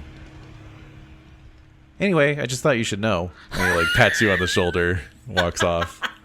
Shit, Frank. You little shit. All right. And that's your vampire dream. Oh, no. So, Stupid green eyes. yep. Huge saucers. Right. So, what's your agenda? What do you want to do? Let's set that before we wrap it up. You're ravenous, like you said. I'm ravenous. I need to feed. Yeah. I'm going to have to go back down feed Yeah. and start hunting. Christopher's good. He's not going to eat Elliot because he's got at least 8 blood points. Okay. So. At least 8. Yep. Yeah, I gotta go feed, and then I gotta come back, and we gotta do some hunting. We have to find Lila. Because, like, she's been gone for a month or whatever. Couple weeks. Excuse me. Yeah. Ooh. So I need to find her. Okay. All right. Why don't we do the hunt and then, or not the hunt, but the feeding, Okay. and then we'll wrap it up. Does that I'm sound scared. I'm scared. okay? You're scared. I'm scared. So obviously, Elliot's going to want to go with you. Okay. Does he feed? So this gets me a chance to, like, be up close to these weird thin blood people. Yeah. Oh no, he's not thin blood though. Oh, what? He's Irena's child. Oh. So in fact, he's I don't know, whatever. But no, remember ninth or when 10th remember generation. when he remember when he got shot at? Yeah. And then Irena's like, she probably didn't detect that you were a vampire. No, she said she probably thought you were something else. Oh. Okay. Yeah, I know what she meant. Like a ghoul. Yeah, exactly. Sorry, a ghoul. right. Okay, it's late. It is. So we're gonna wrap it up soon. All right. So yeah, so I'll be like, all right, so where should we go? Well, Like, I need a lot of blood. he's like, my usual hunting ground's the Strip. Used to work in Hollywood, feels familiar to me. But if you've got a spot you like, So I'm looking at my clothes. I'm just like, what the hell? So there's like What am I doing? there's like a pair of jeans, I think, yeah, probably. yeah, And like a t-shirt, like Yeah. black t-shirt, jeans. Yeah. The usual. yeah. It's Still like these dumb Reeboks. a Papa Roach T-shirt. No, not Papa Roach. No, that was not around. I'm kidding. Yeah, just a Hanes T-shirt. And like, I still have these dumbass Reeboks. Got the Reeboks. Got the box. So it's about 6-ish. Okay. by So the I time said, you're I'll up. follow your lead. All right. It's fine. Are you complaining about the Reeboks? Yeah. At all? And he's Just like, like these fucking shoes. well, there's let's see, what would be the closest place? There's the Sherman Oaks Galleria, I guess. We could go get you some new shoes, see if we can pick up some Valley Girls, Sherman whatever. Oaks? Like in the valley? Yeah.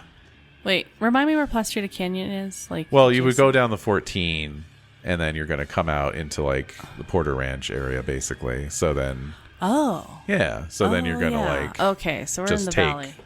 whatever Yeah. cross street down to Ventura. Why go all that? There's the Northridge Mall right there. Oh, the Northridge Mall. See, I was like, what's closest? Yeah, so Northridge Mall. All right. Oh yeah. Wait, was it rebuilt by 98? It had to have been. Yeah, it had to It have was. been. It was. Yeah, Yeah, yeah, okay, yeah. okay. I mean, you can double check, but I mean, the earthquake was in it would've 97, and then... No. The earthquake was 94. Oh, 94, sorry. So it took them 4 years to probably, like, yeah. Yeah. It had to have been. Because I was going to Cal State Northridge at that time, and Yeah. it was some of my classes were in portable housing, I guess, but I think most of it was Most probably of it, rebuilt by yeah. 98, for Okay. sure.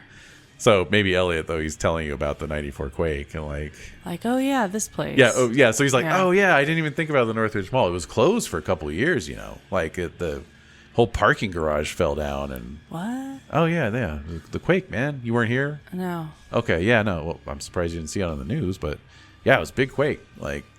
Fucking took out a lot of stuff. Some highways collapsed. It was crazy. Oh.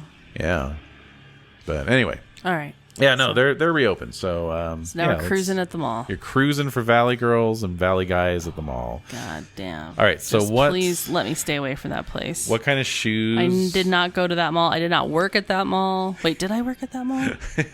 No, I was not Record working. Town? I was Where was not- Record Town? That was at the Topanga Plaza. Topanga Plaza. That's in All That's right. in Woodland Hills. Yes. So no, far from Northridge. All right. Far away. Cursed. Just saying. This is like when Aaron Although was I'm living thinking, in La Crescenta. the closest I think I was working was probably at a Crown Books Ah. nearby, Okay. across from the mall. Oh shit. So it's not at the mall. It's not a great mall. Or wasn't in the 90s. I don't know what it was. It was just a mall. I went there a couple times. I was like, We went there a lot. Yeah. We went because we were close to it. Sure, you sure, know. sure. But like, I just hate the mall. wow, you sound so haunted. I won't ask. When you grow up with tons of malls and like having worked in malls, you just really are just like, nah. Yeah, folks, the stereotype about like Valley girls and the mall culture of the Valley in the 80s, it was real. It was very real. It was real. So, All right. What is your approach then to hunting? Do you want to do Hot guy. hot guy, Looking cute. the Don Juan method? I mean, it's near college campus. You know what I Yeah, mean? So absolutely. And it's still early enough. I think it's just flirting and Yeah. being disarming and Yeah, so your charisma and okay. and expression, right? Empathy. Empathy. Okay, so you are okay. I'm just looking at the difficulty here. I'm disarming. Friendly face. Friendly face. Oh, So no. disarming gives you 2 successes on 10s. Yeah. Friendly face is going to reduce your difficulty by 1. Do you still have fame? I do 1 point. Okay, of add a fame. die. Okay. Okay, and so difficulty 5. Oop. Okay, let's get rid of those. Those. 2. So I still look a little scruffy. you look a little scruffy, And I'm a little dorky because, like, yeah. like times have changed, and I think women might be a little more like That's true. Yeah. not sure about this guy. Yeah, something's different. Again, maybe it's just Late people are a little 90s. more anxious these Yeah, days. for a little sure. more on guard. Yeah. That sort of post Cold War clarity has has worn off. Right. But also, it's not raining anymore, but it's still cold. It's like cold and damp. Yeah. So even though it's a Saturday night, Not a lot of people aren't like, let's go to the mall. No, They're no. like, if they're going to go out at all, it's going to be to go to a club or a party or whatever. So pickings are a little slim, but you sort of cruise the food court a few times and come up with 2 blood points. 2? Sorry. Oh, I need way more than this. I know you So I do. tell him, and I'm like, we need to go somewhere else. So I want to go to the park. Okay. There's some parks nearby. Yep. So what kind of shoes do you get before we head out? Steel toe boots, Oh, okay. work boots. Yep. Yeah. Okay. So you're now feeling a little bit more secure in your heavy I'm boots. gonna start picking off some homeless people. Okie dokie. All right. So fame and friendly face. Not picking them off. I'm gonna take from them. Yeah. Well, of course, you're not going to kill them. Yeah. No, I don't want to. So your fame would not apply, but your No. friendly face still would. Yeah. So, and you're just kind of hunting them. Yeah. Okay. So that's just going to be a difficulty of 5. Still charisma? No, in this case, it would be what? Dexterity. I Dex. guess. Oh, Yeah. damn. 1, 2, 3, 4, Dex 5. plus, Dex athletics? plus athletics? Yeah. Ooh. Yeah. I'm not- You're good at that too. I know. I mean, I have tackle. Oh, okay. So, but that I don't would- want to do that. I just want to Well- I just want to grab them and drink some that's- drops. And, tackling is in my mind that implies sort of well, that's strength plus brawl. immobilizing. That's like a strength plus brawl Oh, thing. it's- I'm not going okay. to do Never this. mind. I just want to be fast because All I right. have celerity and I want to be in and add out. your celerity dice. Yeah, I am. keep forgetting you have celerity. Yeah, I'm going to add 2. Just I want to get in and out. Yeah. Just take a couple points from I Yeah. don't know, 5 people. Right, exactly. Let's hope. We'll find out. So what is the difficulty? 5? 5. Okay, and so because I have swiftness as well, Mm-hmm. 1, 2, 3, 4, 5, 6, 7, 8, Whoa. 9. Whoa. All right, you get 9 blood points. That's more like it. Damn, that's so disturbing. Yeah. 6, 7, 8, 9. So Few people have a story to tell after tonight. I need more, and I need more. Really? I need more. You got 11 blood points. What I are need you more. saving up for? I want to find this thing. You want to find Lila. Okay. All right. So It's the police station nearby. nice. Unless I'm going to go for the college campus. Well, they do have evening classes. Yes, I do. Do you want to do that instead? No, I want to go for a fucking cop. Okay. All right, so that is going to be a little tougher to go for, but it'd be the same pool. And let's see here. 5, 6, Okay. 7. Plus athletics. Difficulty is going to be 7 on 2, this. 4, 6, 8. All right, so I have Dex plus athletics, correct? Uh-huh. Adding 2 for my celerity. Celerity, yep. I'm gonna add a willpower. Good thinking. And I guess that's all of it. Okay. Ooh, Whoa, whoa, whoa, whoa. fuck. That's a 9. You're keeping that one. I'm keeping that one. All right. That's 2. All right. I'll allow it. Thank you. It's special dice All privilege. right, 7 you said? Yes. Okay, that's out. That's out.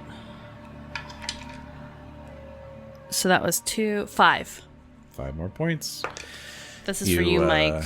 That's right. You fall upon a cop as he's walking out towards his cruiser and leave him insensate, leaning up against his car.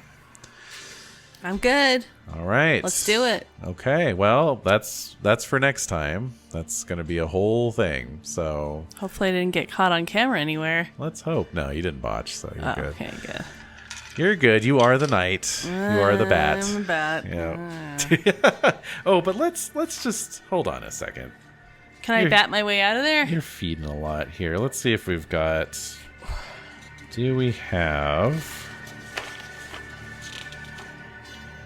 Let's see. Here we go. What? Wait, what? So I've got my 50 victims chart. Oh. So you fed off of Bastiano Ibarra. And What? let's When? see here. Who's that? The cop? Uh-huh. Okay. So, okay. I don't have sanguinary animism anymore. I know you don't. You don't. But nevertheless, you do get a little bit of a hit of Oh, cocaine? yeah, maybe a little bit of that too. But yeah, you get a little like just insight into what he was thinking as this was happening. And What? like Why? and there's this like thought that crosses your head like unbidden, and it's he's thinking to himself as you're feeding off of him, at least it's not as bad as that thing in West LA. Why And would he know that in that's a good note Northridge? to leave off on. I hate you. I hate you. I was looking for the little like stinger.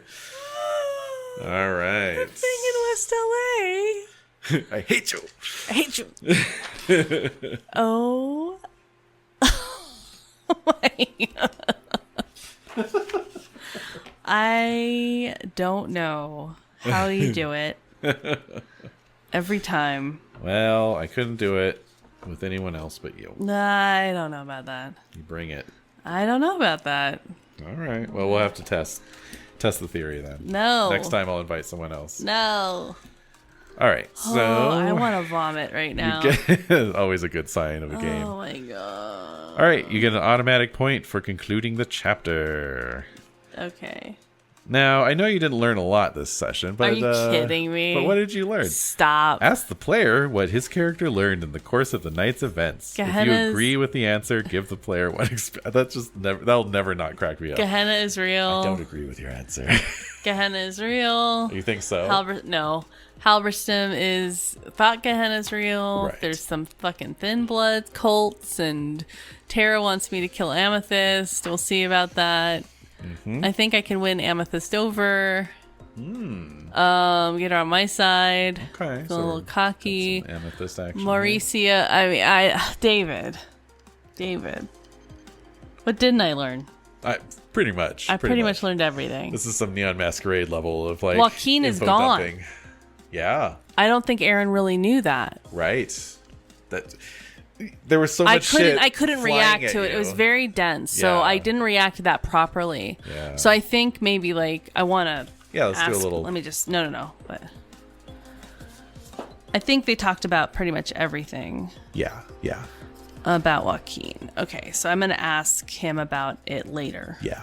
Okay. Yeah, because actually, I was gonna say like maybe on the drive out to Placerita Canyon, Christopher was filling you in, but then you said Aaron was filling in Christopher. So I think, yeah, he's making these like weird like references, like oblique references to like, oh, the Thanksgiving after Joaquin was killed, you know, and what? And you know, and it's like it didn't even stick until like later. You're like, wait a minute, did he say Joaquin was killed? Right, you know, like I mean, he did mention Amy and all that, so Which he is did weirder, talk about it to some extent, but not the full, not in a full way. Okay, okay. So I learned a fucking lot. All right. Yeah. Okay, are you happy now? I am. All and right. then take another point for giving me the willies with your. There are some things even vampires are scared of. Really? Oh yeah. Really? Oh yeah. You gave me willies. I'm nauseated right now. Excellent. I did my job. I know. Is there anything else? That is it. That's it. I have 10 XP. XP. Okay. Do you want to spend them at all?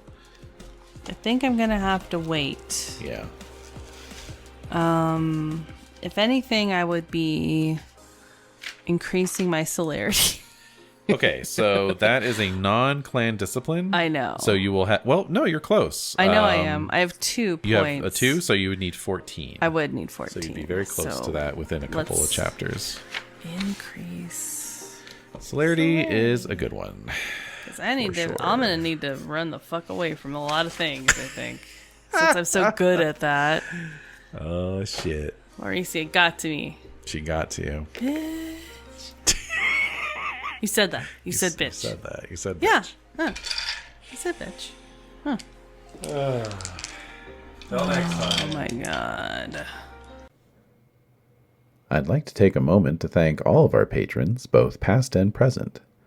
And thanks as always to those of you backing us at priest level and above.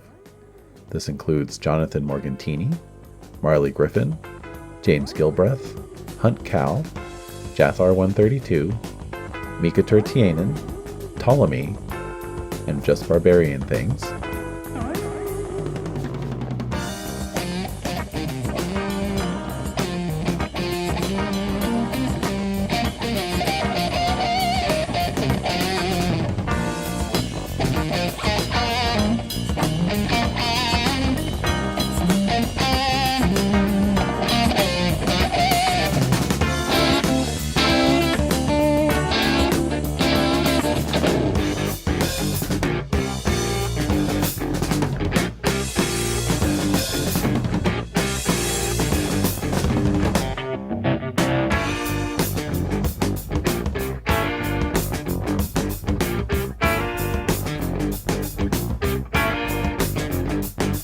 Now go out and get yourself some thick black frames with the glass so dark they won't even know your name. And the choice is up to you, cause they come in 2 classes. Rhinestone shades or cheap sunglasses.